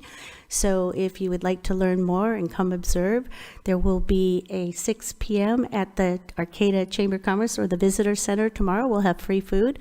So come in and join us and watch the process happen. And what else? Oh, there's a reminder. There will be a shuttle at the Oyster Fest. That'll be happening at the Westwood Shopping Center, Arcata High School. So you can park and not have to fight for a parking spot. And, I'm really excited. I'll be leaving Monday, coming back on Thursday to do a climate conference, but I will be back in time for that Oyster Festival on Saturday. And just a reminder that both Saturday and Wednesday are opportunities for you to stand in solidarity for Centro de Pueblo. Thank you. Correct. Oh, right, I'm leaving. You leave after, yes. Thank you. I don't know if I'm coming or going. Thank you. Okay, well, so I'll just, this Friday, Montessori is having their mural dedication also. And on June 17th, it was brought up today at HTA, Dump the Pump. And that's Thursday, June 17th, where you'll be able to ride the bus free all day. And that's happening not only here, but it's a national event. So HTA also approved today our Arcata transit system, and HTA, they approved the starting on July 1st. So now we have made that whole thing happen. That's very exciting. And I still think, no matter what people say, I think that we can have public safety and transportation safety combined. And I know you want to we need a lot of people for volunteers in our community at this time. I also attended the Hemp Creek workshop that was at the Arcata Chamber of Commerce. I went to SBDC, Small Business Development Center. They've hired Will Franklin as their new ED today, and he's also the owner of Trinity Wines. So cigarette butts, oh my gosh. There was a time there was so much going on about giving up smoking and a cancer society, and I just haven't seen that happening, especially at the county level. They used to really push that. And possibly we're gonna have to think about new development when we have that, about how to deal with smoking and where smoking would be. There's a lot of talk about we should figure out how to handle more housing for Arcata, for our homeless, and we have done a great job on doing that. And we do need citizens to think about if they are really concerned about making donations toward it. I Street was the bike lane.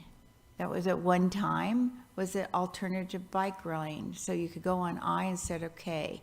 Isn't that still true? Or did that go away? No, it's still there, Bicycle Boulevard. So I don't know if people actually realize that's an alternative to K Street. Maybe that we need to talk about that some more. And when we talk about, what things look like, striping is always important of how the streets are striped. And when they're striped freshly, everything looks better. So I guess that's about it for me. I do appreciate you thinking about a discretionary fund or rainy day fund or slush fund or whatever you want to call it. So, she didn't want me to use the word. Community Support Fund, how about Okay, that? that sounds good. That's probably the best name, Community Support Fund. So in the old days, they used to use those kind of terms. There are a lot of terms you can't use anymore. You can't even use webmaster. You have to call them a person in charge of the web system. So we have a lot of changes. Okay, thank you. All right. Thank you, I Alex. just want to remind that June is free bus rides for everyone, so get on board. Yeah, get on board. And with that, let's all get on board and get out of here. We're adjourned. Go Crabs, go!